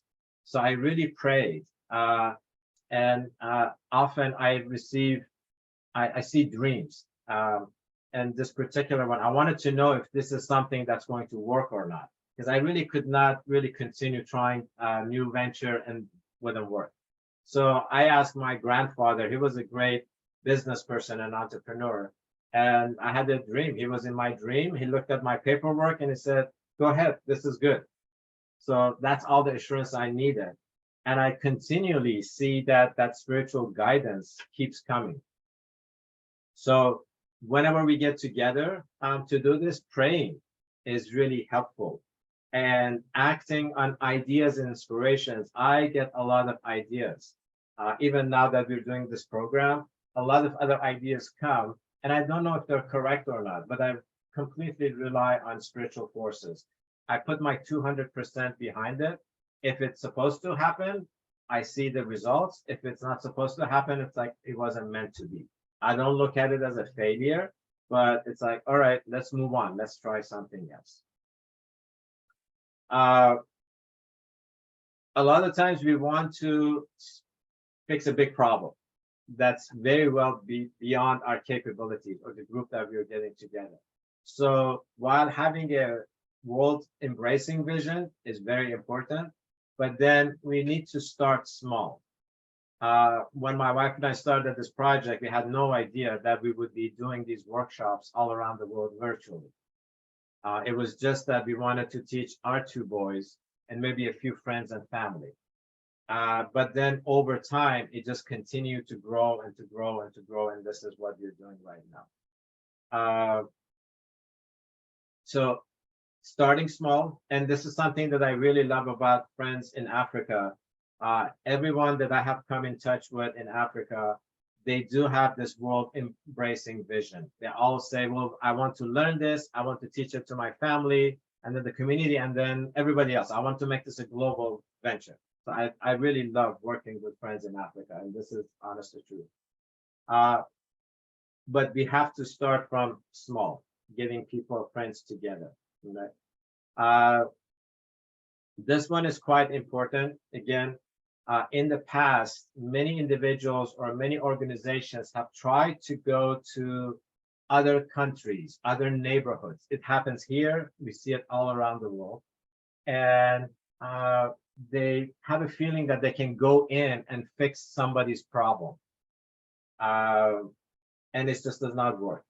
It's not until residents of each neighborhood and groups that are intimately familiar with their realities, whether the assets, potentials, challenges, and the community that they can arise together and start tackling their challenge. So I want to stop here and see, have you seen this happening? Like people coming from outside and telling a neighborhood or organization or something, well, this is how we can fix your problems.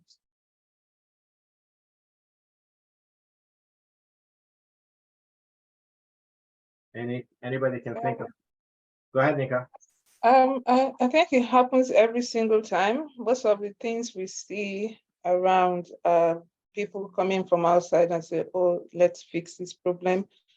And then usually when they leave, everything just collapses again. So especially this corporate social responsibility that Ezinwa mentioned, I've found that even the ones that we did in my organization, that most of the time we just go there, maybe build a school, provides computers, provides certain things. And then after you leave, those things are either fritters away, nobody, or they dilapidate, and then it's back to square one again.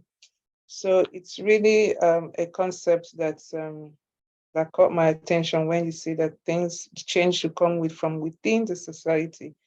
It's a bit more difficult. Usually it's easier to just come, do a whitewash, do what you can do, and then you leave. But when that breaks down, there is no expertise to continue the venture after the person leaves, except you're going to be there forever, which is also not possible. Yeah, exactly. Yeah. So what do you think would be the solution? I mean, do you think that we can start by engaging the community? Like you said, it's difficult, but do you think it's doable? It's doable. It's doable when you are big. When you are big. I mean, when you're a big corporate or when you are someone that can easily be listened to.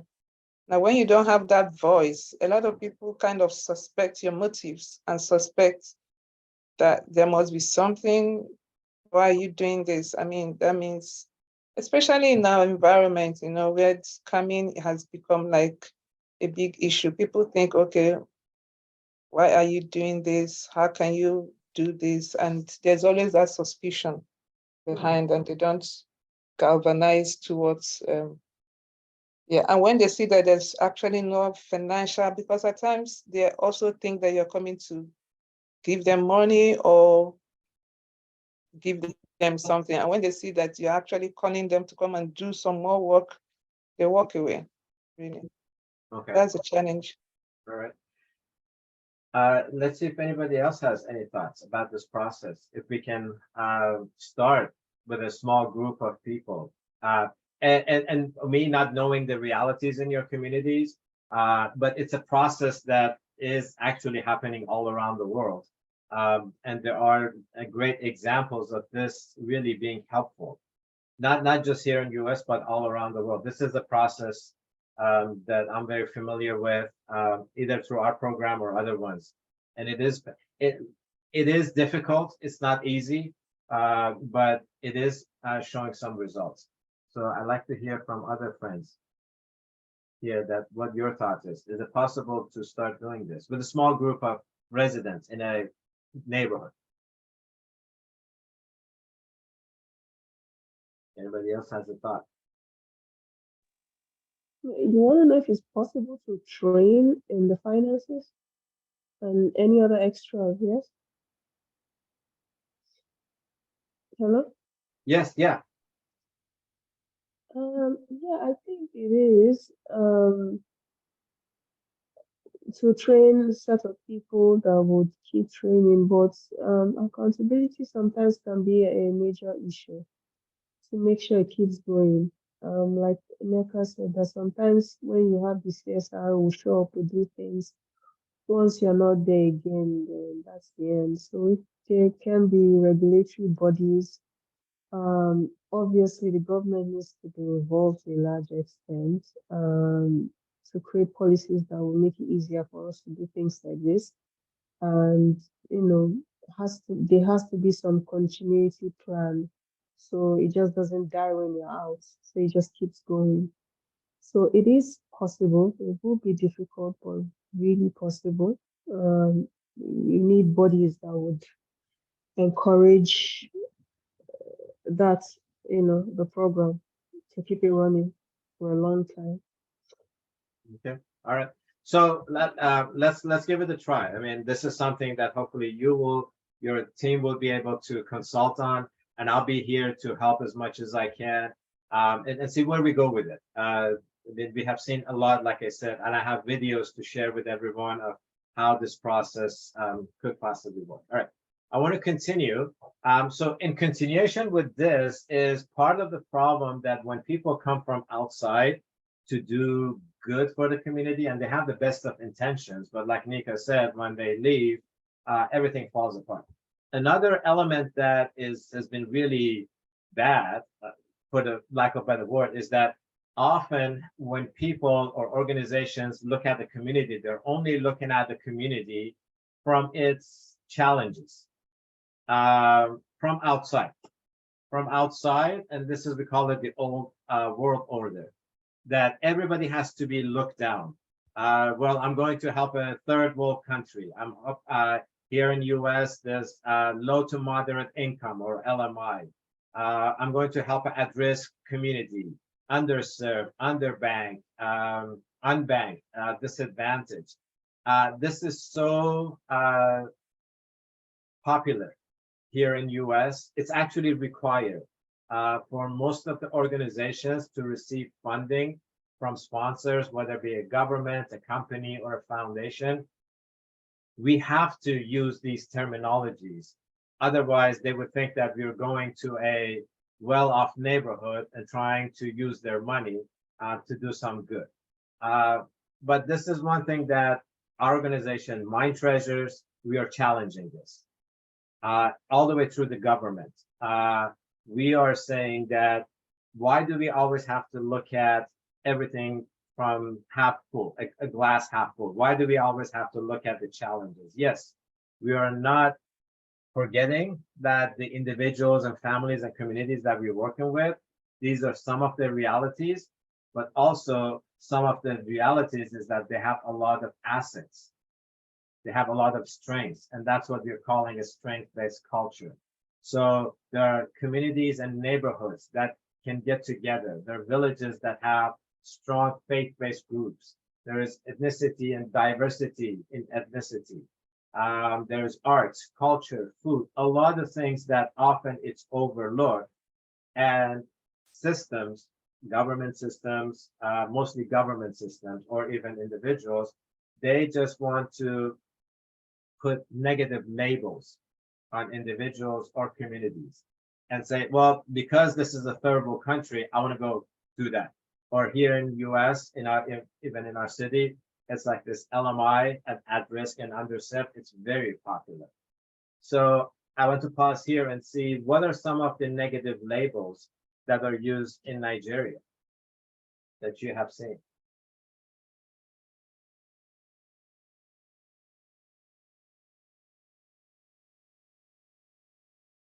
Go ahead, Nika. Have like poor communities. Okay, poor communities, all right. So do you think it's possible to change that? Because yes, the poor community, it only refers to their material life, to their income. But do they have assets and strengths that it can be looked at in a positive way?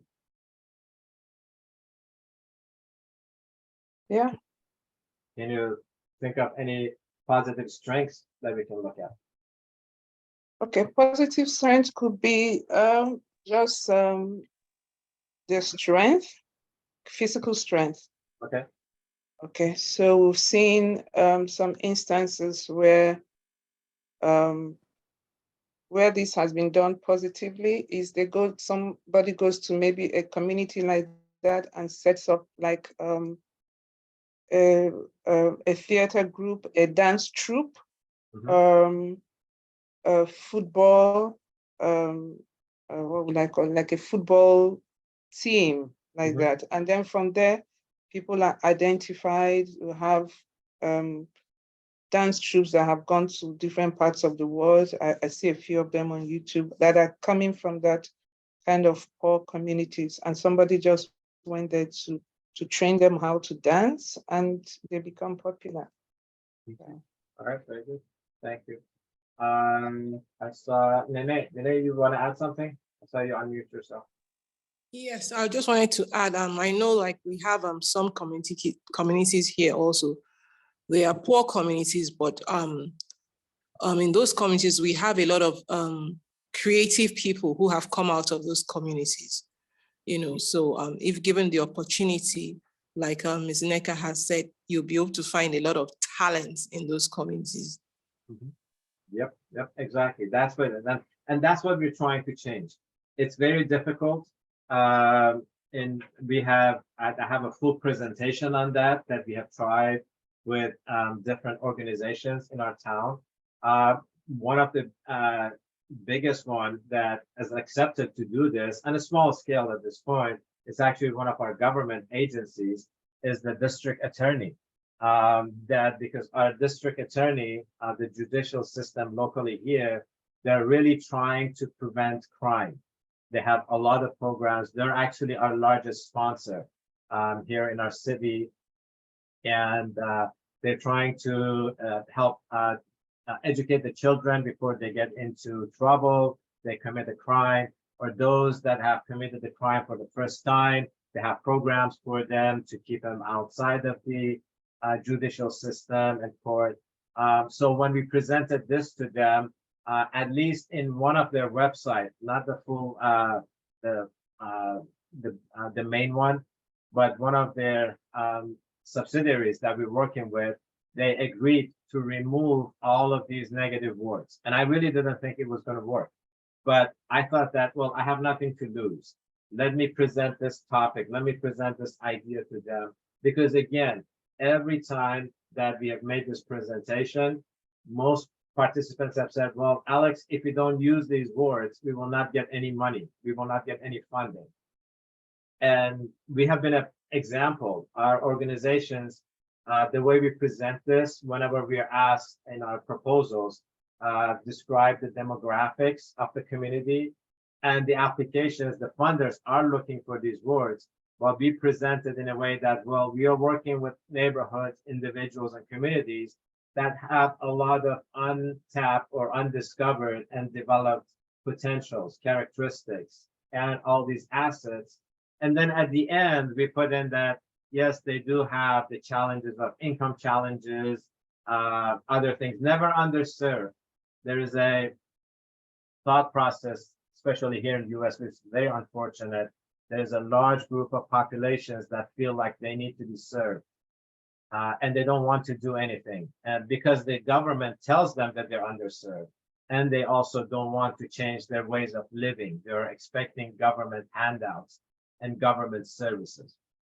So I was very surprised last year that we had some traction in this field. So it is doable. People are beginning to maybe see. They do agree it, but implementation takes a bit. Now, following on with that is this next one that's going to be very controversial for a lot of people. We believe that if any of us or any organization, anybody knew how to fix the problems, we would have already fixed the whole world. And particularly when individuals continue to talk about themselves. It's me, I can do this, it's mine, it's my organization, it's me that's doing this, it's all of that. As I was mentioning in the previous slides, we have providers and recipients. There are people that are expecting to receive. And this one, leaders. We still see a lot of organizations or even communities that are very much for let's raise more leaders. We need to teach our children to be leaders. So I'm going to ask Ebube. I know Ebube, this is a little bit maybe high level for you. Let me see if he's still awake. It's 10 p.m. there. Ebube, are you still with us? Or did he fall asleep? I'm here. Oh, okay, very good. Do you want to be a leader? Yes. How would you lead other people? Depends on what you mean. Well, let's say I mean, what would you like? Do you want to tell people how to do things? Because most leaders right now, they just tell people what to do, whether it's in a work or school. What type of leader do you want to be? Do you want to be the type that tells people what to do? Because that's usually what is expected from leaders. Depends. Do you mean like demanding people? Let's say in your school, do you have students that lead other people? Yes, Okay, and who picked those students to be leaders? they vote. They vote. Okay, this is very good because this is part of the program. So let's say if you want to be a leader, do you have to nominate yourself? How do people know who to vote for? It depends on how you act in the school. That's how people know how to vote the right person. Okay, all right. Your voice is a little not clear, so I'm not sure I understand correctly. So if Do you act, go ahead. if you act good in the school, they'll give you a mark.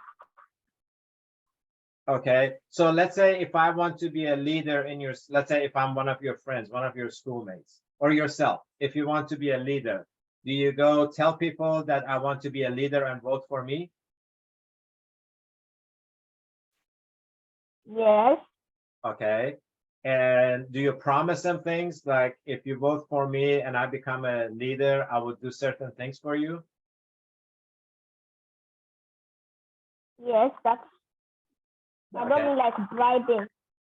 Well, not bribing. No, I mean, not bribing, but let's say, for example, if you promise them that if I become the leader of the school, I will go talk to the principal and tell the principal that we don't want to do homework.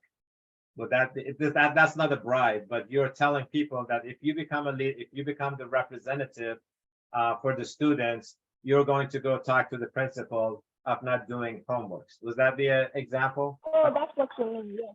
Okay, all right, okay. Have you nominated yourself, or has anybody nominated you to be a leader in your school? No, I still have to wait a few months. Okay, all right, okay.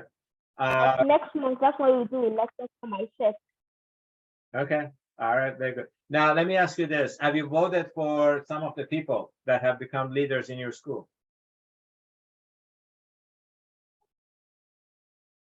Huh? Yes, I have. Have you participated in the election process? Have you voted for someone that you thought would be a good leader? Yes. Okay. What do you think when they became, if they were elected, did they deliver what they promised? Yes, they did. Okay. All right. Very good. Well, those were very good leaders. All right.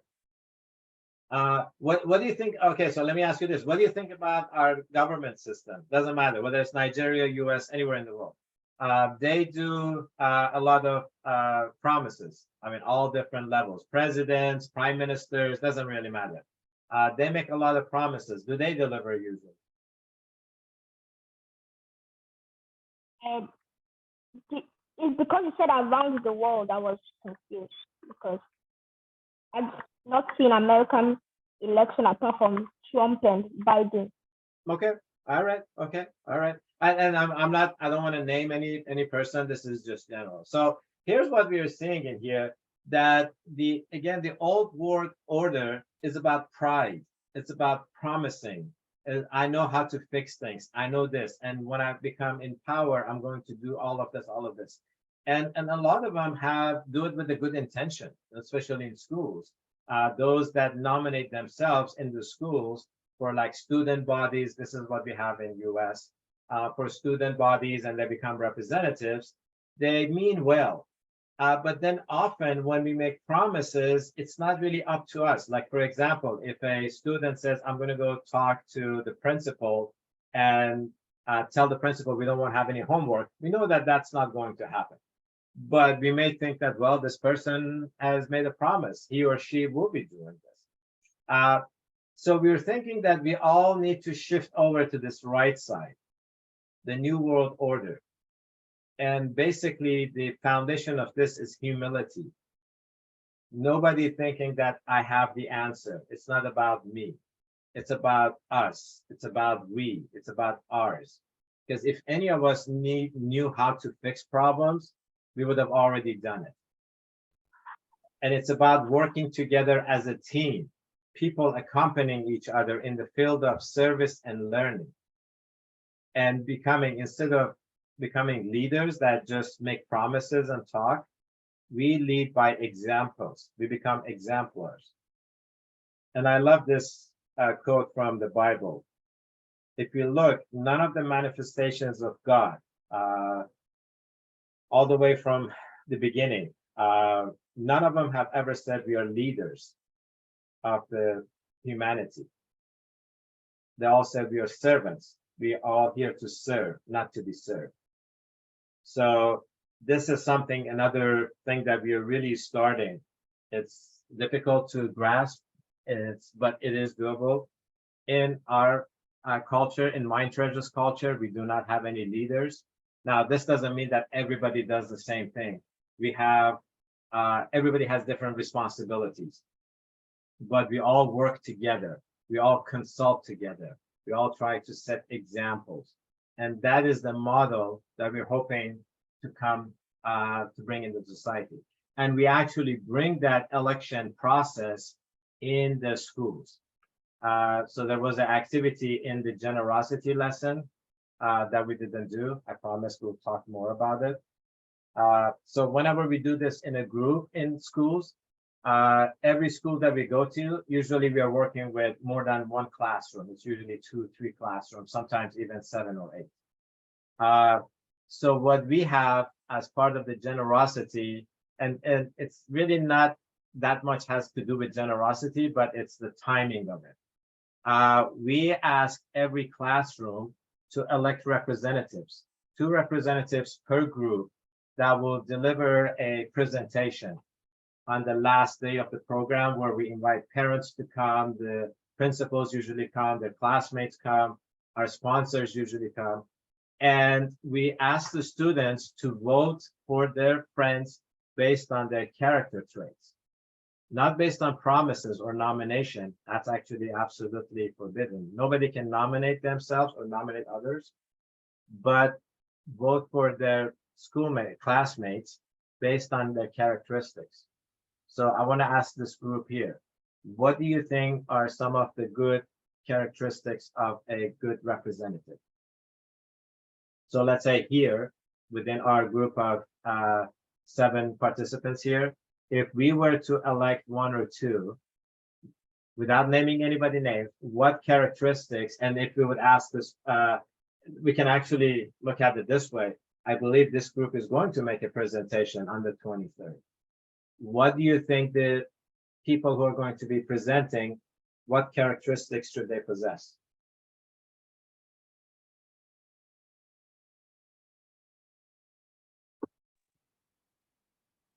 Reliability.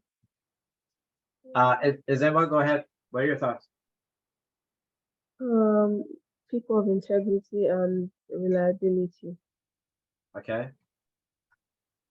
Integrity, reliability, okay. Nika?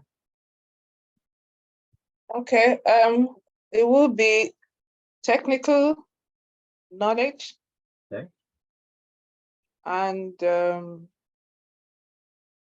commitment or consistency. I don't know. I think commitment. Yep. Okay. Anybody else would like to add characteristics of who would be a good person from this? I don't know if you've already selected who will be presenting, or maybe if you haven't, this is a process that your team can do. No, we haven't. Okay.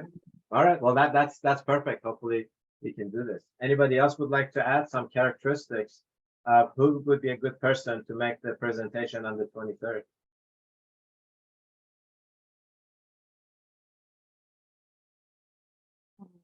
Everybody's quiet. Okay. So these are great. The person needs to have courage, be reliable and responsible, because the whole team is going to look at that one or two person to deliver this. Now, what does the group think? Do you think is this a better process than actually electing our representatives based on the promises that they make? Yeah, definitely. Okay. All right. Yeah. Izema, you had your microphone open. Yeah, it's better to choose based on character than promises, because words are, like they say, words are cheap. Okay. If you say somebody that can deliver results, it should be the best way to pick. All right. Very cool. So the way we do the election process is that we come up with a list of these characteristics, and then we ask everyone to reflect individually without talking to anybody else, to think about who are the two. We usually have two representatives. We elect two representatives per classroom. Who do they think would be good representative? And they can even vote for themselves, because if they think that they possess these characteristics, they can vote for them. So that's a process that we make. I would love to hear how you will be doing this and if this works. So going back, there are only a couple of slides left. Really, this process, and I know that, and here's something that I know it's all around the world. People put their pictures on flyers to show, and this was something that we really do completely opposite, especially when working with friends around the world. Several times that we created flyers, and the groups wanted to, and this happened in like Nigeria, it happened in Uganda, in India. They asked for my picture to put on the flyer. And I just absolutely refused. And they said, well, they need to know who you are. And my response was that, well, first of all, it really does not matter who I am. It's the content. And second of all, I'm not known anywhere. I'm not a famous person. And if I was like publishing a book, yes, I would put my picture because that was my book. But this program, Mind Treasures, belongs to the entire world. Part of it is because there's so many volunteers that are helping. I have created most of the material, but all the translations to different languages have done by volunteers. Still, people are helping continue to develop the material. So this project belongs to the whole humanity. It belongs to the whole world. So that's why I always resisted in putting my photos. And the response was that, well, if you don't have photos, people will not register. And guess what happened? A lot of people did register just by putting the topics of what we're going to be discussing, what we're going to be presenting, and not even making a promise of how this will affect people's life or what they can do, because this education, we do not guarantee. Everybody, it's an education that we're providing to all, and everybody would use it to their best, how it's appropriate for them, for their family, for their individual. So this is really something that we know that it's difficult. It will create resistance. People want to continue doing this, being individuals and everything about them and being a leader. But we are seeing that it is possible to shift to this right side. All right, so just continuing on, this whole social action that we're getting into, we've talked about it. Everyone needs to be involved in. It's not just for adults, families, communities, and then at times we need to bring in the institutions, governments, as I think Izema was mentioning. There are policies that needs to be made. There are funding that needs to be provided. But it starts from a small group of, we don't have to have a large group. It's actually better to start with a small group and then let that group grow organically. And the final slide is how we consult. When we realize that it's not about me and what I'm doing, is when I present an idea to the group, one of the first requirements is to become detached from that idea. So let's say if you're talking about how to, let's say, provide clean water, just an example. And I have an idea and I think it really works. But as soon as I present that to the group, I need to detach myself and say, all right, now this idea belongs to the group and the group will decide whether it's doable or not. I can continue to present pros and cons, and I know that it's very difficult because usually we are always attached to our ideas. But when we allow the group to consult and decide on the idea, and then also rely on spiritual forces, that is when we see the results, the true results. All right, I'm going to stop here because there are a few other slides, but we can do without those because I think it's getting late. I want to stop here and see if there are any questions about this or the entire, because this is the last half an hour of the program.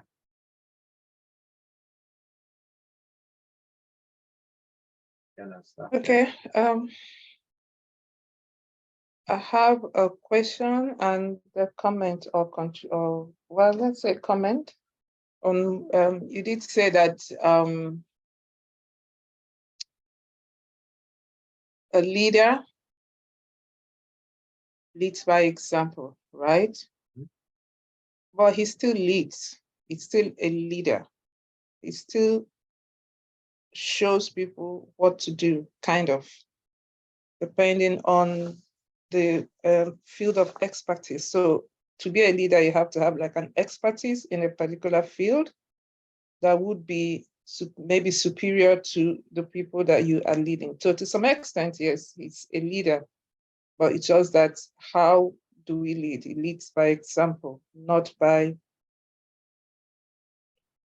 telling or not by lording it over other people, right? So he kind of grooms others to be like him, right? So when you say that you don't put your picture up or things like that, I'm also thinking that you may not be able to achieve the full potentials or the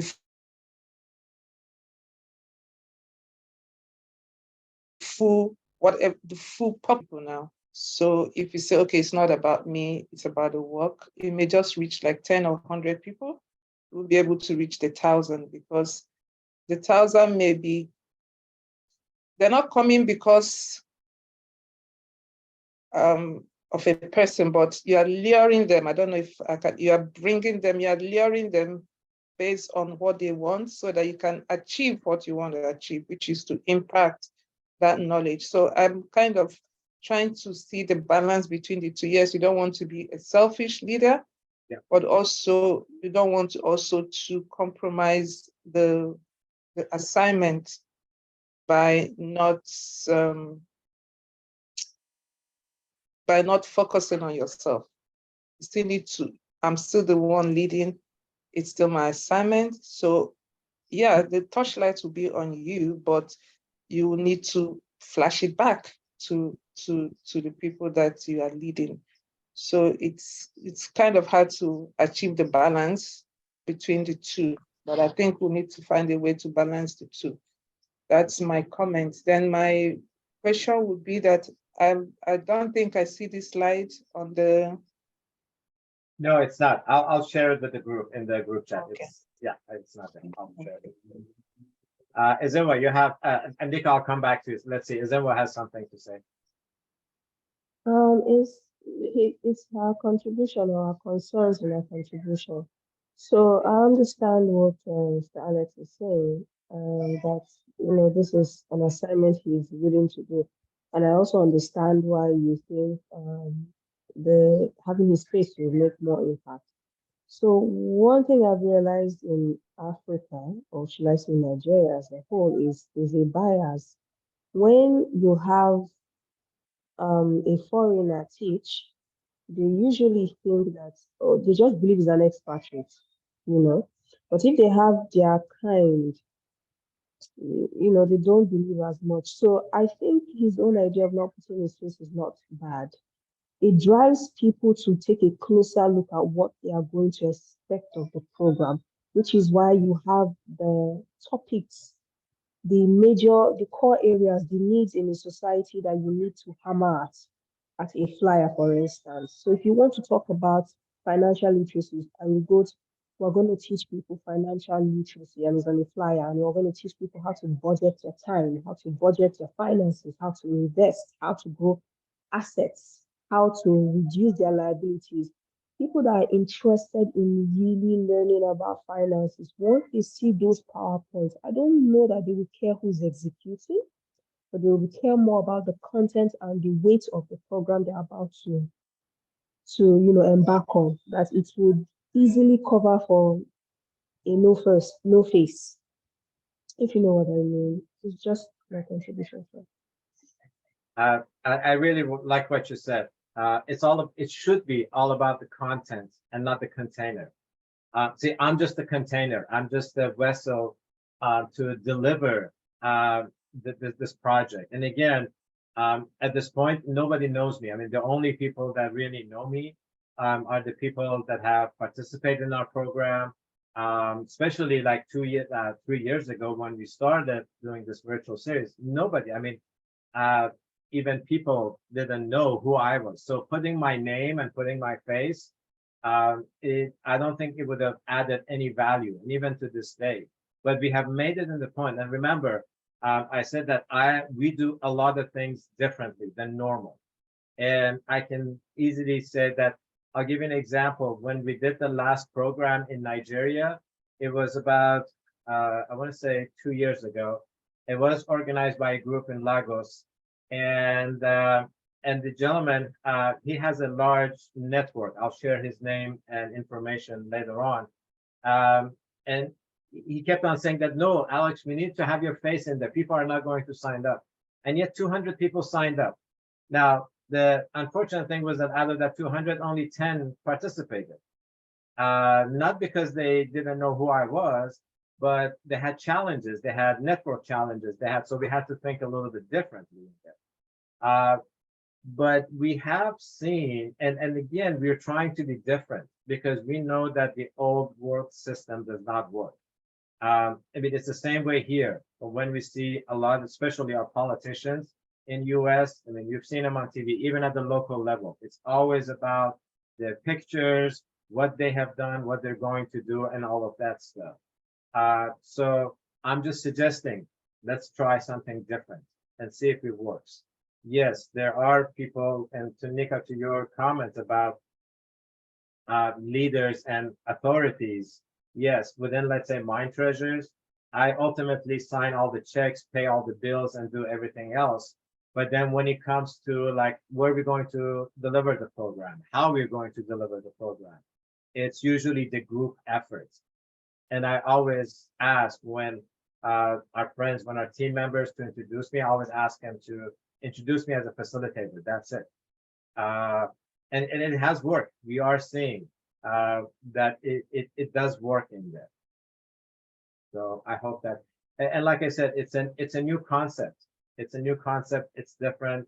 Just like how we've combined spirituality with finances. There's a lot of new concepts in here. I have a question. Yes, go ahead. But how are you going to be known if you don't?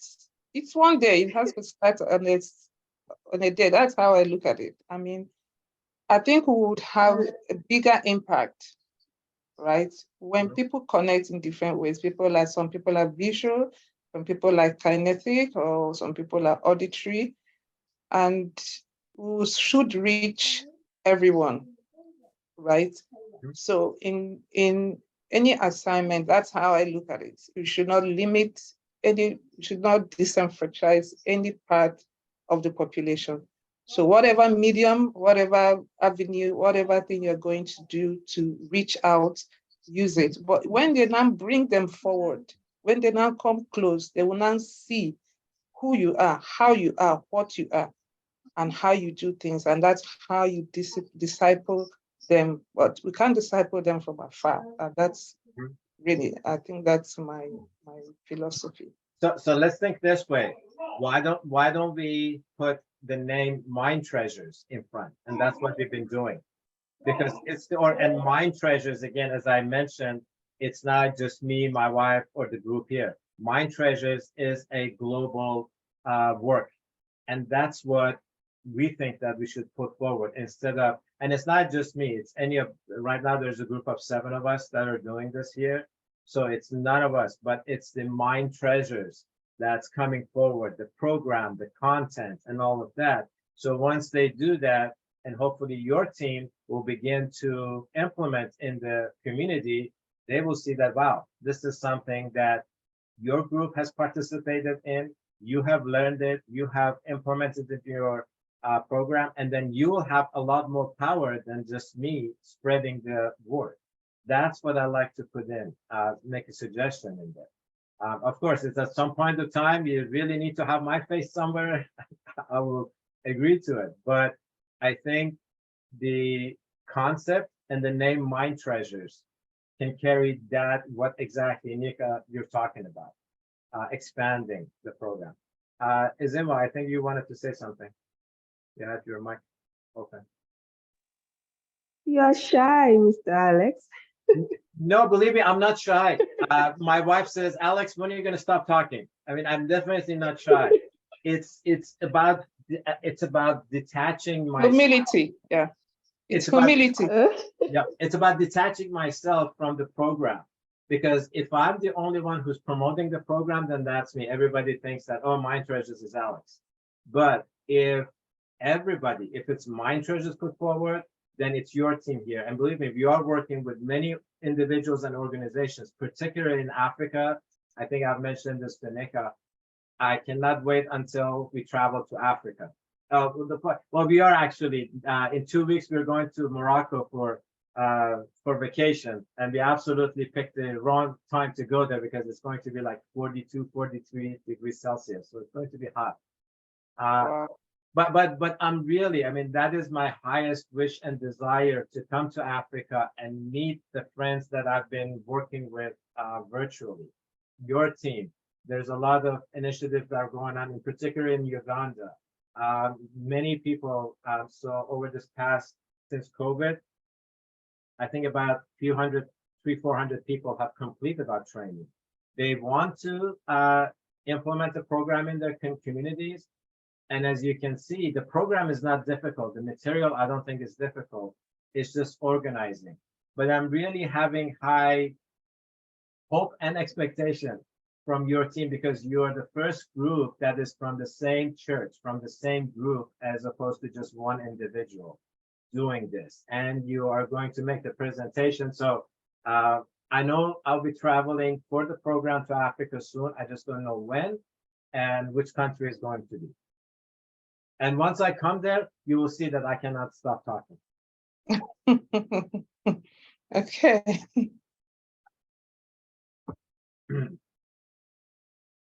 All right. Anything else before we close?